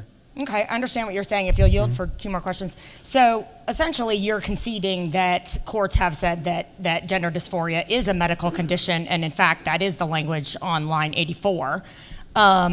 So you are basically saying that is how it stands, and sometimes that has been deemed medically necessary, but we're going to pick this among other things, any other condition that might be deemed medically necessary by a doctor, and say this we're not going to cover. Well, what we're saying is that state taxpayer dollars are not going to cover them. If you want to cover them with your own private plans, if you want to cover them with your own cash, we're not outlawing that at all. We're just saying the position that I think is the position of the majority of Georgians, that state taxpayer dollars are not going to be used for transgender surgeries. But you do concede, and in fact, it does say that it is a medical condition. I'm not going to dispute your reading of line 84. Thank you. Recognize Senator from 38th. Thank you, Mr. President. Does the gentleman yield? Yes, sir. One thing that stood out to me in this bill is line 13. It said the General Assembly finds, and it says radical gender ideology. I was curious to know who defined radical gender ideology. Well, in this bill, I think radical gender ideology, we defined part of it. Let's go back through our history of this. And I know you weren't here when this bill passed, so I can't cite you to your vote on that issue. But I think the General Assembly found in Senate Bill 140 2 years ago that allowing transgender surgeries on minors was radical. I think that this next step forward closes the loophole of allowing those to occur out of state. So, Senator, if you're asking my personal opinion, do I think transgender surgeries, particularly on minors, is radical? Yes, sir, I do. And I think the majority of Georgians support me on that. So does the gentleman further yield? Yes, sir. So is it defined somewhere in code what radical is? I don't know. I can look through the rest of the code for you and see if we can define radical. All right, thank you. Yeah. Recognize Senator from the 1st. Does the gentleman yield? Sure. In following up, if you can help me understand the 81 through 83 were the exceptions. Is that accurate? Yes, sir. And then lines 84 through 91 were the ones that it does treat, including, let's name a few there, verifiable disorder of sexual development, individuals with ambiguous genitalia, chromosomal abnormalities resulting in ambiguity. So in other words, you're talking about children going into adulthood with chromosomal abnormalities or mutations basically in XXY, producing XXY or XYY chromosomal. Those are the basics relating to that. Or with ambiguous genitalia from mutations relating to that. Those are the genetics. We are not talking about that. We are excluding that, and that does allow continued treatment relating to that. Correct. If the chromosomal abnormalities, sorry, that's a mouthful, those would still be covered under plans. Yes, sir. Thank you. Mr. President, if there are no further questions, then I'll yield the well. You do have one other question, Senator, but you're free to yield the well at any time. Sure, I'll take the last question. Senator from the 41st. Thank you, Mr. President. Mr. Chairman, do you yield? Sure. Thank you. So you keep referring to making sure that minors are not able to access gender-affirming care. But isn't it true that this bill applies to anyone who is covered by the state health plan, including adults? Yeah, let me rephrase that. As we were talking about, I think the comments from the Senator from the 38th asking about radical, Senator from the 44th on where our policy was before, setting out where the policy has been. I think I did need to talk about Senate Bill 140 and the fact that it did move to ban transgender surgeries on minors. This bill does take a step further. What it says is we're not going to spend state taxpayer dollars on these surgeries. And let's talk about why. The reason we had to say state taxpayer dollars now is because what has happened through judicial rule, settlements, or otherwise, we've said, hey, while the General Assembly has spoken and spoken clearly and said loudly, we do not think that these surgeries should occur in our state, there's a back door that's happened here. The back door that's happened is through settlements, court decisions, otherwise. We are paying for those surgeries. And we are allowing those surgeries on minors. And we're not just allowing those surgeries on Georgia minors, we're paying for those surgeries on Georgia minors. Transgender surgeries on Georgia minors paid for with Georgia taxpayer dollars, but since we've banned them in Georgia, guess where we pay for them at? Out of state. It's adding insult to injury to the policy that's already been created by this body and the policy that's already been passed by this body. Senator, do you further yield? Yes, ma'am. Does this bill apply to adults who are seeking gender-affirming care? If they are using state taxpayer dollars to do so, yes, ma'am. If they are not using state taxpayer dollars to do so, no, ma'am. And sir, has this body made a declarative statement that we don't believe that adults should have access to transgender care? Can you tell me a bill or at any point where we've said collectively that when it comes to adults receiving trans care, that they should not be allowed to get that in the state of Georgia? No, ma'am, I don't think we've said that. But what I do think this bill says, doesn't say if you're an adult you can't have transgender care. It says if you're an adult, you can't use state taxpayer dollars to have transgender surgeries. One further question, if you would further yield. Yes, ma'am. And also you continue to refer to surgeries, but based on your definition, does transgender or gender-affirming care, it also includes hormonal therapies as well? So we're not just talking about restrictions on surgeries, but isn't it true we're also talking about access to medication that a state employee may have been taking for the last 20 years of their life as they have been transitioning? Isn't that true? We're talking about transgender care, correct. You have no further questions, Senator. Members of the Senate, thank you for your time today. I ask your favorable consideration, and I'll yield the well. Senator, I'm Senator sorry. from 36? I thought you had your light on wanting to come to the front, Senator. I apologize. Thank you. Yes, I just returned to the floor. Thank you, and to the senator, the author of the bill. Doesn't this constitute a violation of equal protection? We have a massive number of people and families across this state, isn't it true, that are insured under our state health insurance policy. What on earth empowers us to go in the middle of a year when we've already signed up for our insurance and dictate that certain procedures are no longer going to be covered for adults with transgender issues? What on earth? Right. Well, puts us in the doctor's office, quite frankly. That's what this bill does, isn't it true? I do not think that's true, Senator, but I do want to answer your questions that you asked. You asked about equal protection, and then you asked about middle of the plan year. First of all, this does not change anything in the middle of a plan year. What it does say is when the state goes through its open enrollment period, we're making clear to all state employees that we're not going to use state taxpayer dollars to pay for this gender-affirming care and transgender surgeries any longer. Further, on the equal protection argument, I think the courts are going to decide that. We've asked them not to lay into legislation. I don't know if it's fair for me then to weigh into a court decision. But if you're asking about equal protection will be violated if we allowed this for one group and not for the other. But we're just categorically saying, hey, we're not going to pay for this care with state taxpayer dollars. I don't see how that violates the equal protection clause. But then again, I know that'll be for another branch to decide. Well, if you'll entertain further question, there's a case before the Supreme Court now, U.S. v. Scarametti, and it challenges the restrictions on medical care for trans youth in Tennessee. This is a major case. It's moving forward. Why are we precipitously getting ourselves involved, running up legal bills in this spurious attempt to target and marginalize transgender people, which is what is the impact of this bill? Isn't it true?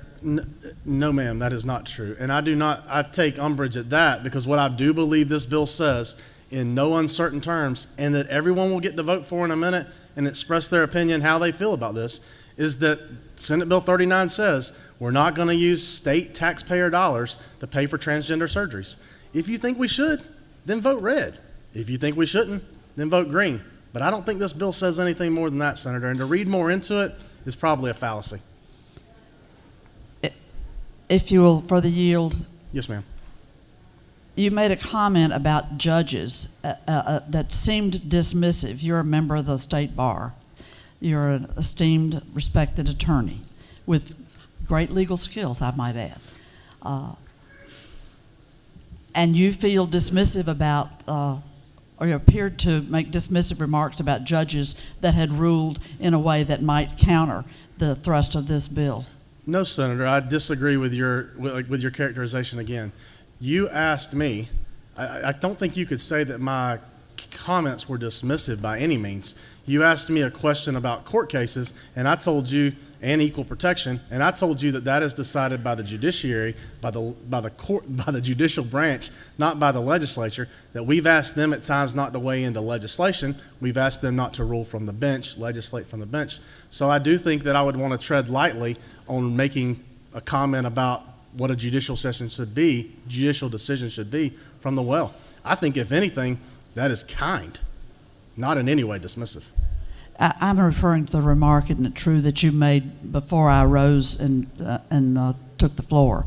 The remark that you made in your comments about judges and law cases that appeared dismissive to me. That not in your answer to me, but in your general remarks as you closed your argument supporting this bill that puts politicians in the doctor's office. Again, Senator, I don't think that's what I said or did at all. If you're asking me if that's how you felt, I'm not sure how I can disagree with that, which is, again, what goes down to part of, in some ways, tangentially related to this bill. But no, I think that what I said was the judicial branch is separate for a reason. So if you've got a question about equal protection, while I can give you my opinion on it, I think that would ultimately be decided by a court. Are you familiar with the nationally respected medical organizations like the American Academy of Pediatrics, the American Medical Association, the American Psychological Association, and every other leading U.S. medical professional association asserts that that not only does this type of restriction on health care ban medically necessary care for transgender people, but it allows the state, it allows the government, this powerful governmental authority, to interfere with people's medical decisions that they make with their doctor to obtain medical care that they and their doctor agree is needed and warranted for the conditions that they present with. So, Senator, if they've released an opinion that said they feel that Georgia taxpayer dollars should be used for this procedure, I am not aware of that. But if they have issued that decision, I still would disagree with it. I also don't think that they would weigh into that. Again, this is about whether or not Georgia taxpayer dollars should be used for these procedures. And to take it anywhere else is simply to throw a red herring into the argument. And it's a procedure that's deemed medically necessary by the medical community that treats conditions such as this. Do you agree that a medical condition exists? I think that's the question that the senator from the 44th answered, and I've already responded to that. Thank you for entertaining these questions, and you have no further history questions. will write the text around this. Thank you. You have no further questions, Senator. Thank you, Mr. President. Senators, I'd urge your favorable consideration of Senate Bill 39. Recognize the senator from the 53rd to speak to the measure.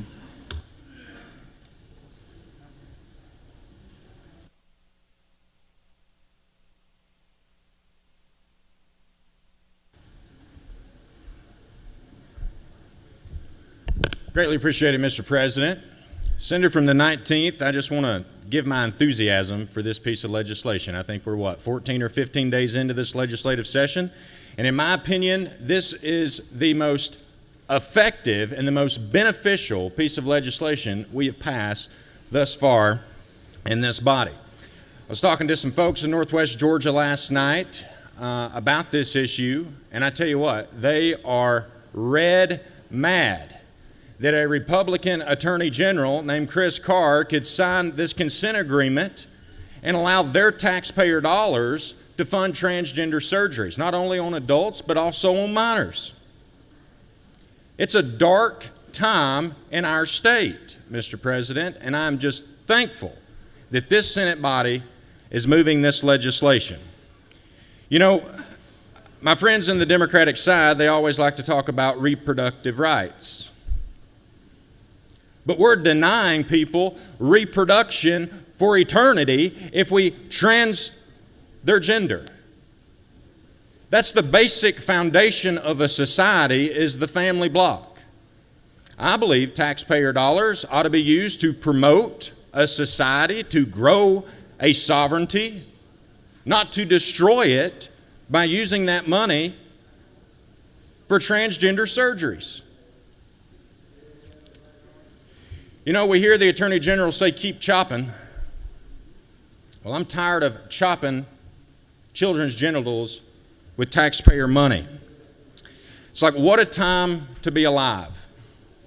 Never would I have thought, entering the fray of politics, that I would ever be standing up here at this well debating whether or not to use taxpayer funds for transgender surgeries. You know, I hope that the House doesn't delay this piece of legislation.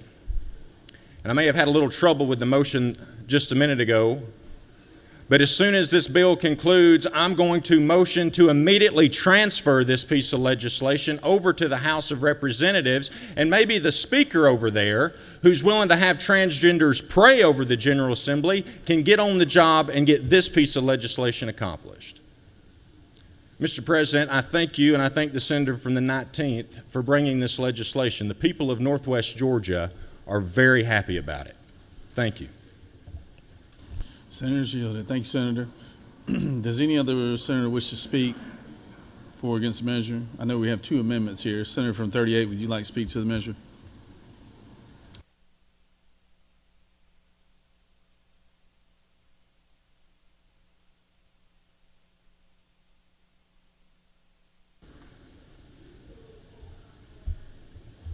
Thank you, Mr. President. I rise again today, I think fitting after the senator from the 53rd and those really charged remarks, to ask, what are we doing? Here we are once again going after a vulnerable population. And to borrow from the senator from the 14th, I want to give some breaking news. All of these efforts are not going to erase transgender men, transgender women from our society. And that seems like what this body is trying to do. As I shared in my question, one thing that really stood out to me was the term radical gender ideology. I can imagine back in the day, radical ideology could have been used to refer to my sexuality, could have been used to refer to my marriage. I am a happily married man with 2 beautiful children. And terms like this speaks volumes to communities that feel marginalized, to communities like our trans community that are being told, you don't matter, we don't want you. First, we don't want you playing sports. Now we don't want you on our health benefit plan, even though you or your family members are contributing to our society, contributing to our government. We don't want you. So my message to the trans community, I really think it's important that they hear from us. Once again, you need to know that you matter. that you are needed in our society. You are important. Up until 1998, the year that I graduated from high school, my sexuality was not legal in this state. And it seems like what we're trying to do is to tell trans people, we don't want you. This is just mean-spirited legislation. This is just wrong. They are doing nothing to anyone. They are just trying to live their lives as they feel they are called to live them. I just truly hope that this will be the end of this legislation, of the constant attacks on the trans community.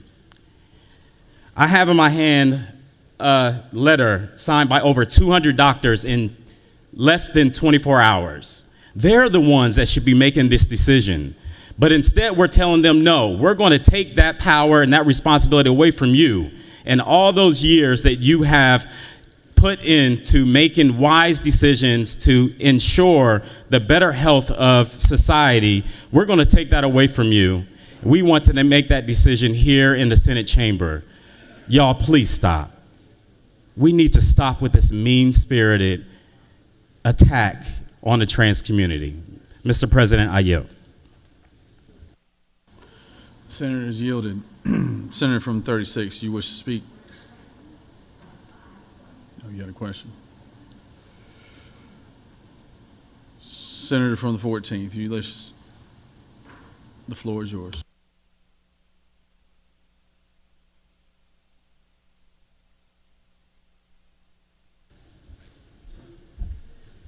Thank you, Mr. President. This is kind of gross. I mean, it's talking about surgeries over and over again, like surgeries are even happening, insisting they're happening.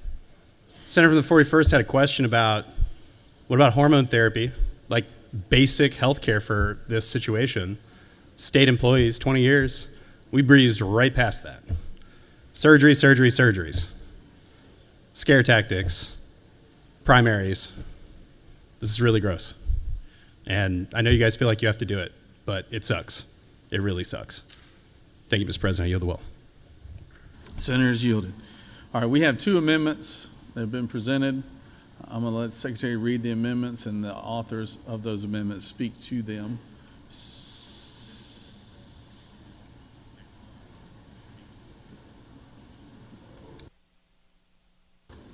I apologize. Amendments have been read. So I recognize the senator from the 6th to speak to Amendment 1. Senator from the 6th to speak to Amendment 1.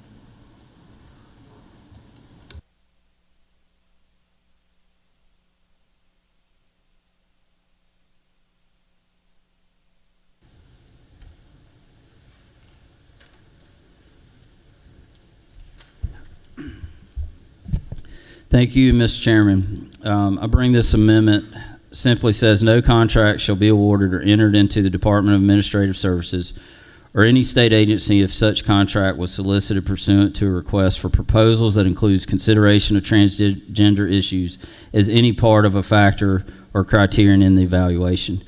And the reason I'm bringing forth this amendment, if we're saying that state dollars should not go towards any type of these procedures, and so I don't think any contracts should be considered on either way, and this really looks at it from both sides. If a company that might do some sort of transgender treatments in any sort, they potentially could be discriminated against in a contract. They could also, on the flip side, if they don't, then that potential is there too. So we're just removing it to say the state's not going to ask you what your stance is on this, and you're going to be treated for the contract and for the RFP, the requirements in that RFP, and that only. And I'm sure I've got some questions on that. You do have some questions. All right. I will yield. I recognize the senator from the 44th. Thank you, Mr. President. Will the chairman yield? I will yield. Thank you so much. Yes, as you anticipated where I was going to be going, I don't understand what you mean by transgender issues. there's been RFPs out that have asked questions around around transgender issues, providing possible scenarios of a transgender youth in a rural area might need some sort of treatment. And in my mind, that question should not be asked in an RFP. And therefore, because it should not matter. It shouldn't matter if a company does that or not, if they provide any type of services towards that or not. So that should not be a criteria that should be in consideration for that RFP, okay. except if there's a mental health, if there's still mental health, they can provide mental health, not towards helping them transition, but just realizing that there is mental health issues involved, and they should be able to treat that, and that they can ask questions around the mental health of that, but not specifically on transgender issues. But wouldn't what you just said, Mr. Chairman, be a transgender issue that you're saying would be allowed? Repeat your question, please. Maybe I misunderstood you, but I thought I heard you to say you don't want proposals sifted through or required to have companies say they're going to do XYZ to help a youth that's transgender, but if it was around a mental health component, that might be all right. Did I misunderstand you? That is correct, and I have an amendment coming to this amendment. Okay, right. I would just. I've been trying to delay so that I could get that prepared. Yeah, I would say your standard is so vague as to be totally not workable. So I look forward to the amendment. I do have one more question, if you don't mind. Absolutely. Maybe your amendment will fix this, but the way I read it initially, there are a lot of contracting rules and opportunities, and some federal and some federal law, some state law that classify minority groups in terms of women are a minority vendor, right? A minority business that might be eligible for a certain contract if it's like a woman-owned business. Correct. So I own a veteran-owned business. So if you say transgender issues, to me that's sort of saying like related to sex, and then I don't believe that we could eliminate all consideration of sex as part of these contracts, given the amount of precedent. Senator, I think you're starting a whole different debate on whether it's a mental issue or a sex issue. I'm simply taking the issue off the table altogether to saying this state is going to consider contracts in the future that are solely based on criteria laid forward, where we're not going to go down this rabbit hole. We're not going to leave this up to judgment. We're not going to leave this up to politics. We're simply going to be, you are either qualified for this RFP under these conditions, taking this one condition. When I say condition, I mean condition of the RFP. We're taking that one issue out of the equation so that it is just straight up. We're just not going to go down. We're not going to involve politics in our contracts. That is the purpose of this. So I want to clarify what I was asking and get your response, and this will be it. Essentially, what I'm saying is that the reason that we're in some of the place that's being described as part of this bill is that courts have held that, the term sex does encompass some of these issues that you're discussing, right? I mean, that's how we got here. So therefore, my question is, in saying we will not include consideration of transgender issues, as a lawyer, I read that and I immediately think that's what the term sex has been defined to include, which makes me wonder, have you thought through that this could eliminate disadvantaged women-owned business contracts inadvertently? No, I don't think this touches I think we that need to at think all. about In fairness, I think that's a very fair question, and that is not the intent of this at all. Yes, I think we got to make sure that that's not wrapped up. Thank you, Mr. Chairman. Fair enough. Recognize the senator from 37th. Thank you, Mr. President. Gentlemen, Senator 37. It's okay. You get them confused every once in a while. Your time's coming, Senator from the 14th. Thank you, Mr. President. Does the gentleman yield? I yield. So just in plain English, what this does, your amendment, it should be adopted, makes it clear that if there's a vendor that does not provide any transgender or sexual reassignment surgery or whatever the term one would use, if they don't provide that in anywhere in their system, they can't be required to demonstrate how they provide that service in a procurement, correct? That's exactly right. And on the flip side, if they do, they cannot be discluded. They cannot be disqualified. So if there's a vendor that works in multiple states, this is an amendment that would help both sides of the issue on a business, just keeping it fair for everyone involved. Appreciate it. That is the intent of this amendment. Thank you for the amendment. Are you waving? All right. I recognize I yield the well. Senator has yielded.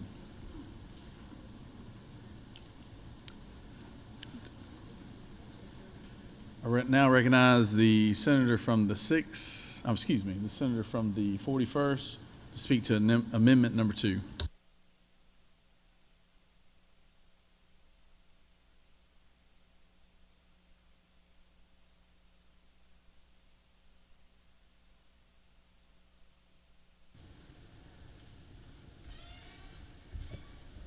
Thank you, Mr. President. Colleagues, I come before you with a very short amendment that essentially cedes everything else that you've wanted, except it carves out a space for people to be able to receive mental health care. I've served in this body as the co-chair of the Mental Health Caucus for several years. This body has shown its dedication and commitment to mental health care access and treatment. And I think that it's imperative that if we want to care for people who are on our state health benefit plan holistically, we need to make sure that people have access to mental health care. Now, what you might not understand is that the term gender-affirming care, it's a broad term. And for most people, the first step towards gender-affirming care is psychotherapy. And also, if this body really is committed to trying to make sure that children don't transition, I will be clear with you that oftentimes it's in psychotherapy that children learn that they don't need to transition. They're able to work with therapists to talk about their gender dysphoria, to talk about their understanding, and they often come to a place where they don't need to transition.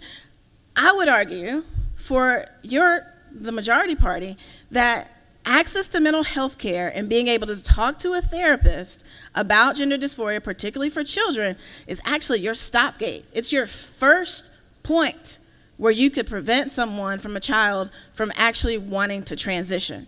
So I'm ceding a whole lot here just by asking you to say, like, okay, if this is your goal, if your goal is for people to never transition, if your goal is particularly to make sure that children don't transition, then they need to talk to a therapist, and we need to cover that. This is not a political point that I'm trying to point. This is really about access to mental health care. This is about helping children get the care they need. If you have a son or a daughter who is struggling with their sexuality or their gender identity, I would hope that the first thing that you would do after having conversations in your family and really talking through with your child, I would hope that you would turn to a trained and licensed therapist to talk to your child about that issue. That should be our next step, and we should be able to do that under our state health plan. So again, this is not about politics for me. This is about care for children, about making sure that people have access to that very, very first stopgate, which is talking to a therapist where they might be able to work out some of their issues around gender dysphoria. And some of those kids will say, you know what, you're right, I don't need a transition. And maybe another kid will say, I do. But they need to have a safe, trusted adult who's trained, who's licensed, who can provide that mental health care for them. And so I think that this is a compassionate vote. I think this is the right vote. And I think that honestly it aligns with the majority party's aims here if they want to help make sure that children don't actually transition. With that, Mr. President, I will yield for questions. You do have one question, Senator. Senator from the 14th. Thank you, Mr. President. Senator Yield. Yes, I'll yield. Okay. Just to be 100% clear, because I actually have not thought about this before, and we have not talked about this. So the child that goes in for counseling, in theory, a child could go in for counseling about gender dysphoria, not knowing what it's called, before they ever identify as trans. That's right. Yes, right? That's correct. And if the counselor is reporting to insurance, like if they're a licensed provider of mental health care, and they're reporting to insurance, they usually have to code it somehow, right? Correct? That's correct. And what you're saying is, if the counselor sees that the child has a gender dysphoria issue, they would probably have to do a treatment code that would cover that. And under this bill, even if the child is not trans, the state plan would not be able to cover it because that's how the licensed person would have to code the treatment, correct? That's correct. And I'll break it down a little bit more. So let's say that you have a child who expresses when they, so therapists in the room, if you've been trained in mental health at all, you know there's always a person who comes into the room and they have a presenting issue. But oftentimes, a couple of sessions in, you learn that the presenting issue isn't the actual issue. So if a child comes in with a presenting issue of gender dysphoria, it gets coded as gender dysphoria, and that care would no longer, if we were to not pass this amendment, would no longer be cared for. And as a consequence, the therapist would not be able to work with that child to kind of dig through the things to see what's at the core. Perhaps at the core, the child does have full-on gender dysphoria and they need additional care. That's possible. But for many children, that's not just because that's the presenting issue, it doesn't mean it's the end issue. And for many children, through therapy, particularly when they have a trained, good psychologist, that is the point where they can say, you know what, all I needed to do was talk to a therapist who trusted me, and I don't feel the need to go and ask for any additional interventions. Now, and I think that's really important. I think this strongly aligns with the majority party's position. If you want children, and that's your concern, you don't want children to transition, the place where that can be stopped and the children get the help that they need so that we don't have the negative outcomes that I'm always standing up here talking about, right? Children who are trans are more likely to die by suicide. They're more likely to self-harm. If we want to stop those things, those children need to have access to mental health. And I want to be clear with you, I'm not talking about mental health that automatically, therefore, the counselor leads them to the place that they must transition and have medical or surgical interventions. I'm talking about a therapist who simply sits down with your child that you love and you care about and talks with them through their issues and holds their hand and guides them as they sort through what it is that makes them feel like they are foreign in their body and helps them work that stuff out to the place where they can get to a point where they say, you know what, Mom and Dad, I think I'm okay.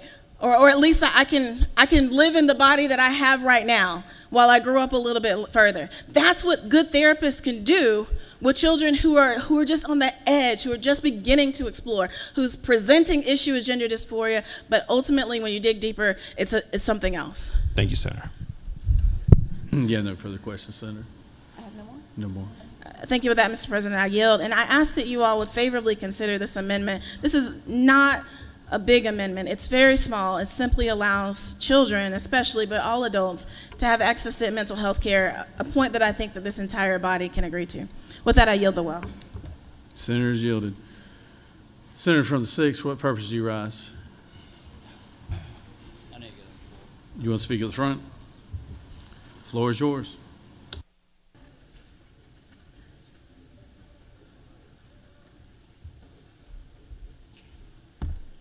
Thank you, Mr. President. I realize my amendment brings forth a lot of questions, and I was trying to get an amendment to that amendment, and can't get the wording the way I want it, and therefore I do think this is an important piece of legislation, and I do not want to hold it up, and I don't want my amendment or amendments to confuse debate. Therefore, I'm withdrawing Amendment 1.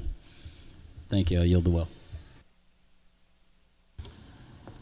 Senator, you need to request that from your desk, so.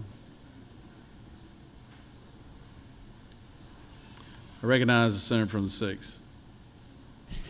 Thank you, Mr. President. I withdraw Amendment 1. Senator has withdrawn amendment number 1. Is there objection to that?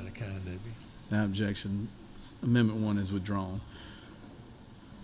Does any other senator wish to speak for or against either the underlying bill or the amendment? If not, we will have the minority report, and then we'll have the author close debate after the minority report. So I recognize the senator from the 9th.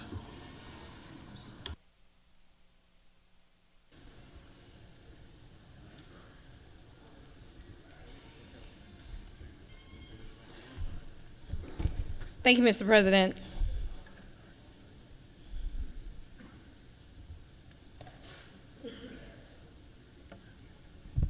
So to close out is what we already know, and at the basis, this is just a mean bill targeting a very vulnerable group of people. I'm not here to talk about whether gender affirming care is valid, whether transgender identity is valid, because frankly, I know this body would never reach an agreement.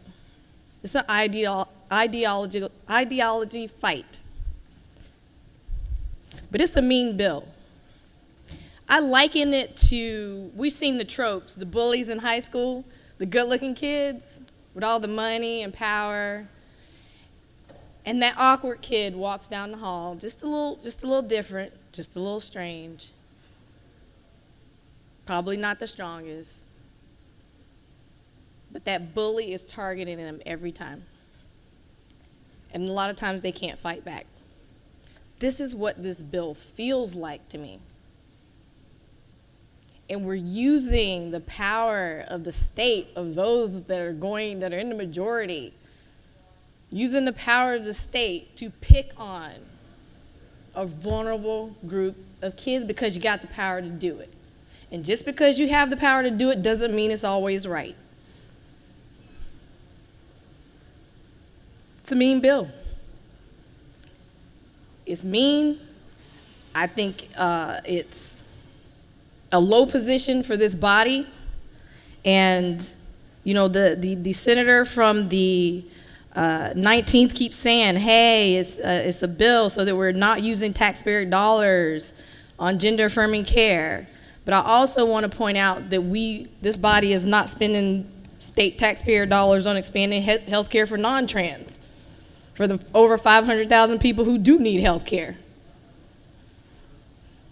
We're not spending money on that, but we want to deal with we're protecting taxpayers all of a sudden and being good stewards of their money. SB 39 gives the impression that it's protecting minors, but instead it is targeting working adults who work for our state, and it is controlling their medical care decision.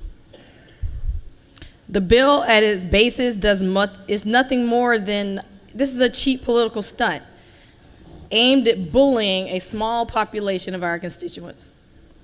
And I'm disappointed that we're spending precious time talking about this and not talking about anything else that constituents care about. My constituents aren't asking for this bill.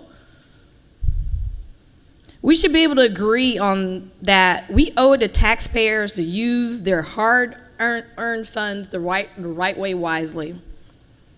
Passing unconstitutional legislation that puts our state at a legal economic risk is reckless, is disrespectful to our hardworking taxpayers that help power our state. Y'all keep talking about taxpayer money. We're being good stewards about taxpayer money. I oppose this bill, too, because of very practical problems with this bill that have gone completely unanswered, and ask everyone here to consider the consequences of your vote. If SB 39 is passed, it's going to put into place, what it will put into place, it will cost taxpayers millions of dollars in legal battles and harm our state's reputation within the business community.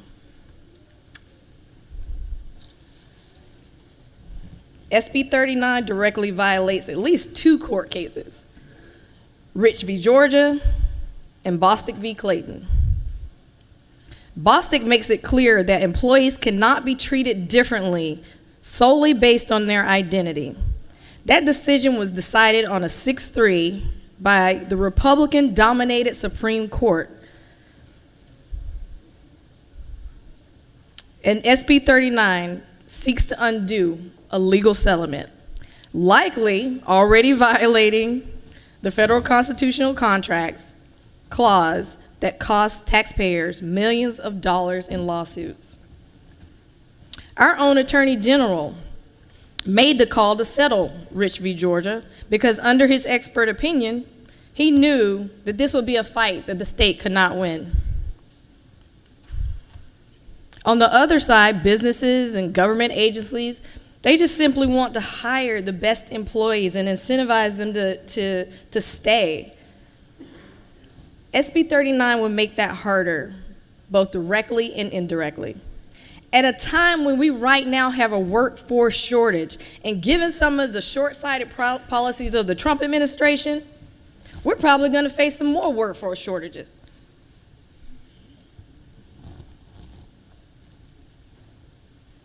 We're going to be driving workers away from our government agencies and schools, making the servicing of our constituents even worse for no reason, because we're going to cause more shortages.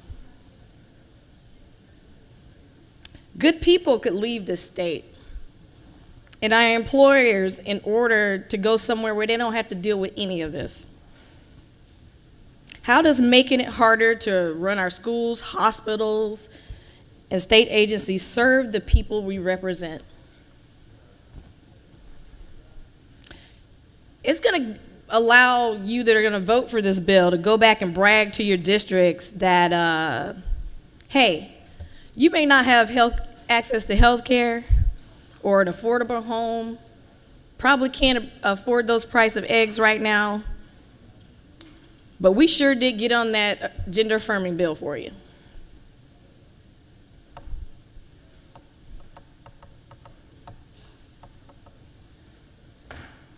And let's be clear again, this bill is not about policy. It's about political posturing.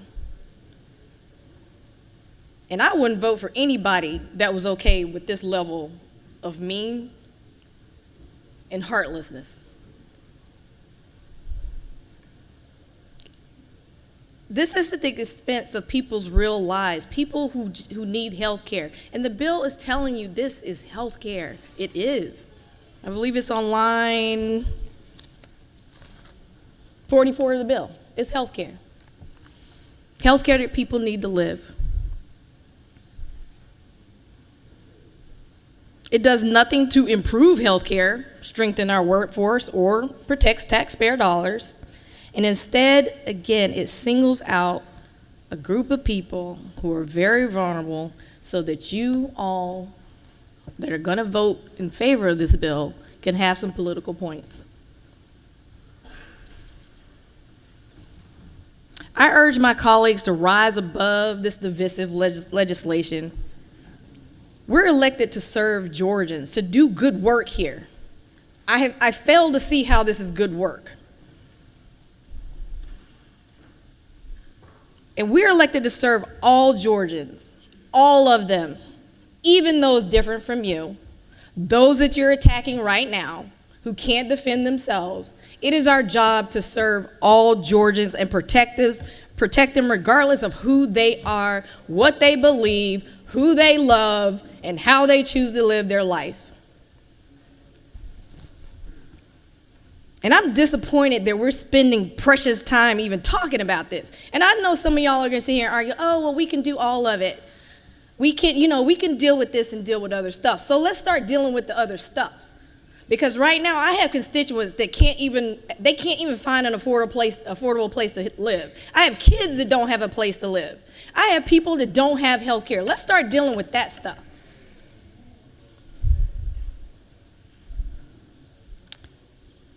Again, we could be using our time doing better things, but this is what we're going to deal with.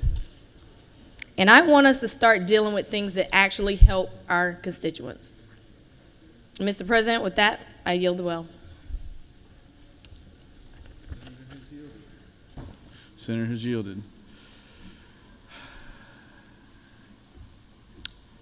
Recognize the senator for the 19th to close debate.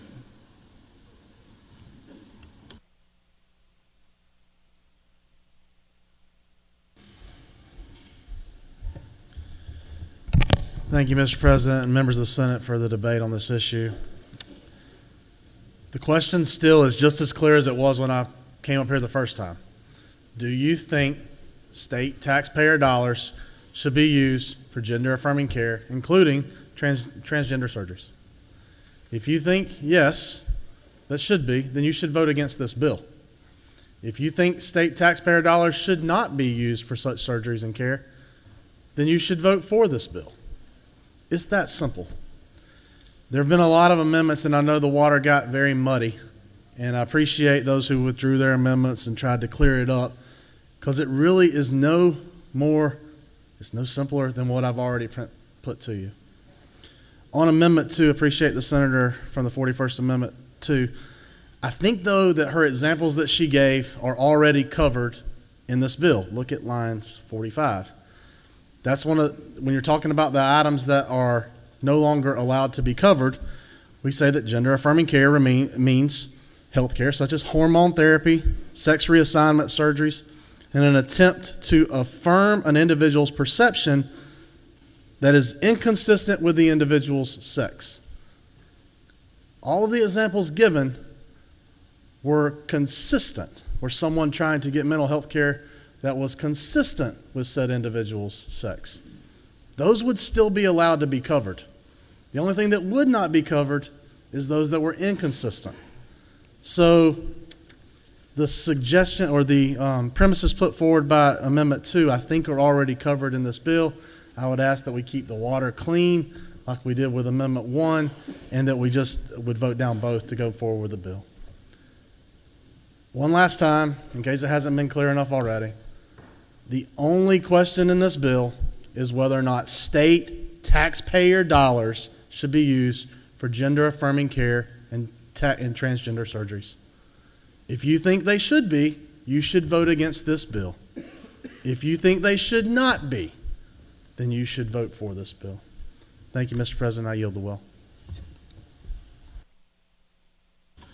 The Senator has closed debate.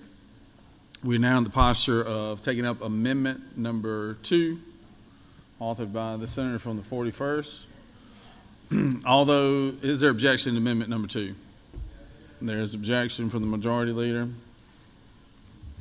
All those in favor of Amendment 2 will vote yea. All opposed, nay. Secretary, unlock the machine.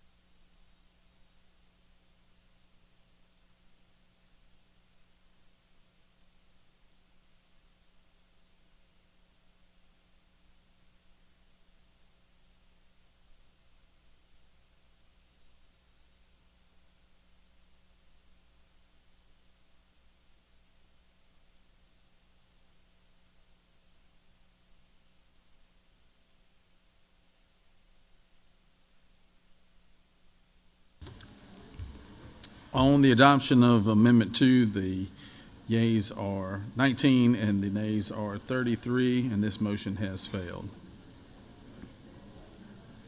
Senator from the 14th, for what purpose do you rise? Mr. President, I rise to make a motion to reconsider the Senate's action on Amendment 2 for the purpose of doing the very normal legislative activity of clarifying the statute so there's no ambiguity for the state health benefit plan about what they are or are not covering. Mr. President. Motion is in order on considering Amendment number 2. So his motion is in order. Is there objection to his motion? Object. There is objection to his motion.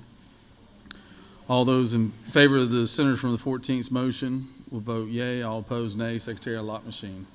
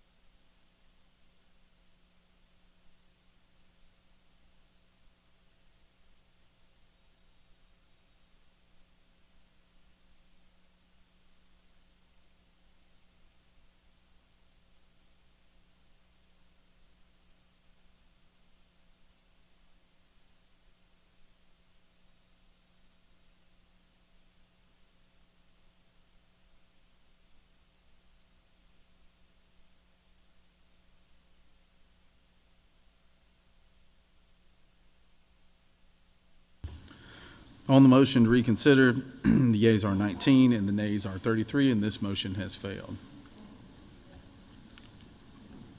We are now in the posture of voting on the underlying question of the adoption of the committee substitute.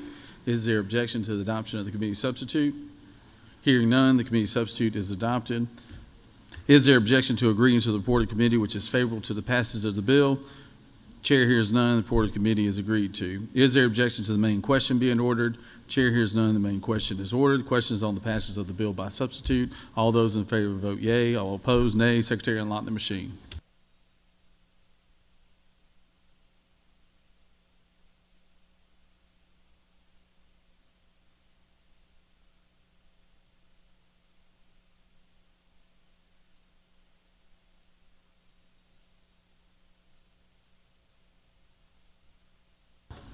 Senator from the 53rd, you have your light on. For what purpose do you rise? Mr. President, I'll just wait till after the vote.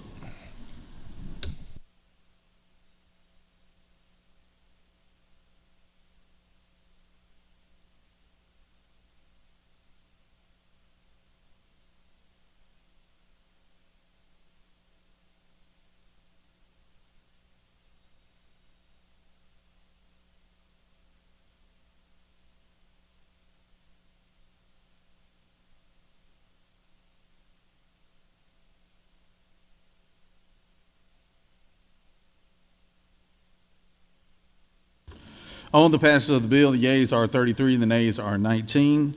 This bill, having received the requisite constitutional majority, is therefore passed by substitute. Recognize the Senator from the 53rd. For what purpose you rise?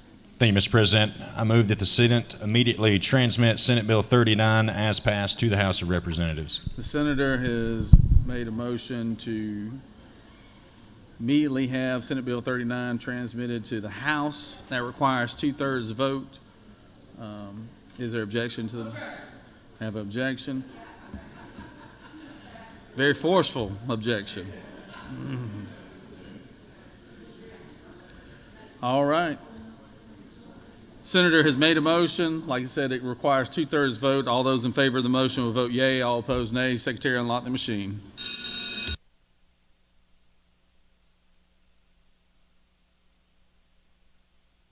Secretary just informed me to make it clear it's 2/3 of the members here in the body.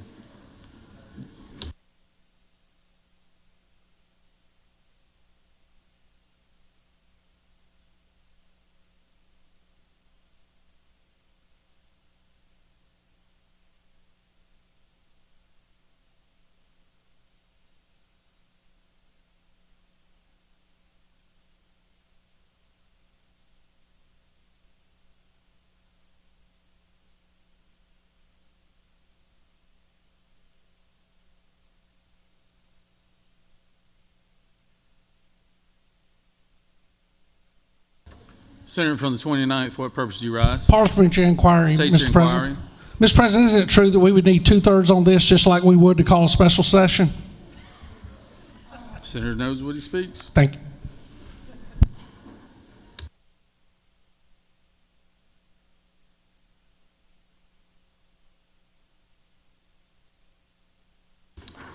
On the motion for immediate transmittal, the yeas are 32, nays are 18, and that motion fails.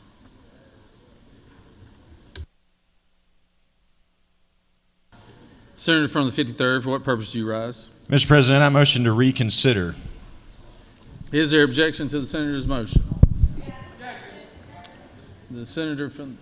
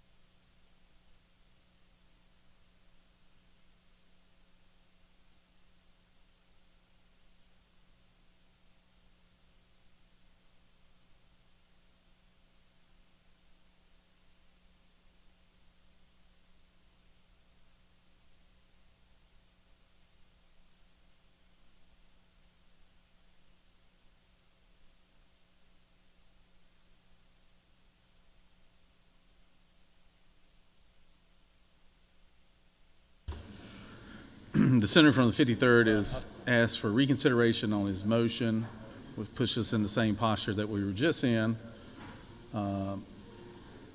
Majority Leader, we're going to consider his motion again, but I think you have a motion that we'll go ahead and put on deck here as soon as we're done with this. Motion to adjourn. Yeah. You ready for a motion, sir?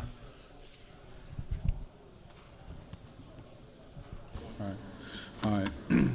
So we're going to, in the posture of reconsideration on the senator from 53rd, there is no reconsideration, but he is eligible to make another motion, and it is the same motion. Is there objection to the senator from the 53rd's motion? There is objection. All those in favor of the senator from the 53rd motion will... Hold on one second. Senator from the 18th. Senator from the 18th. He's in the comment. Senator from the 18th, do you wish to speak? Thank you, Mr. President. I just thought I could help with this parliamentary quagmire we're in by telling everybody I do have lunch in the anteroom. I thought that might move things along a little bit, Mr. President. I do appreciate that. We're almost done. Motion for immediate transmission from the senator from the 53rd. All those in favor of his motion will vote yea. All opposed, nay. Secretary, unlock the machine.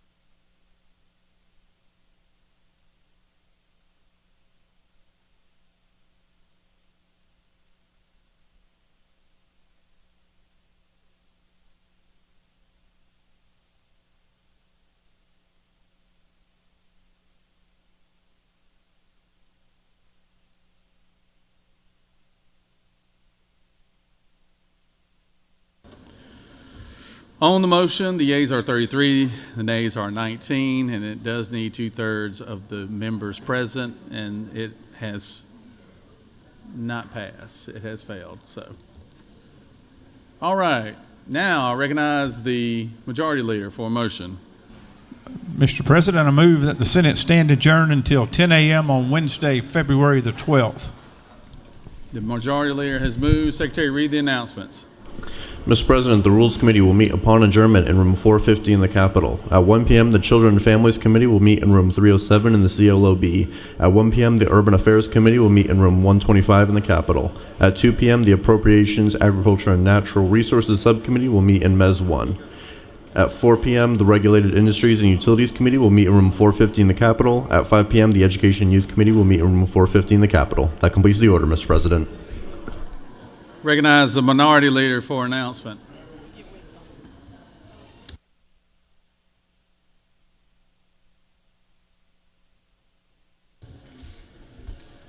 Thank you, Mr. President. Just announcing that tomorrow will be Kappa Alpha Psi Day Incorporated. Tomorrow we'll be in room 123 from 8:30 to 2:30. So please go by and say hello to the members of Kappa Alpha Psi Fraternity Incorporated. Thank you. Recognize the senator from the 6th. Mr. President, I was just going to announce that rules will start at 1, not immediately upon adjournment. Rules will start at 1 o'clock. The pro tem has lunch for everyone in the ante room. Majority leader has moved that we stand adjourned till 10 a.m. tomorrow morning. All those in favor of his motion will signify by saying aye. All those opposed, no. The ayes clearly have it. Have a good day.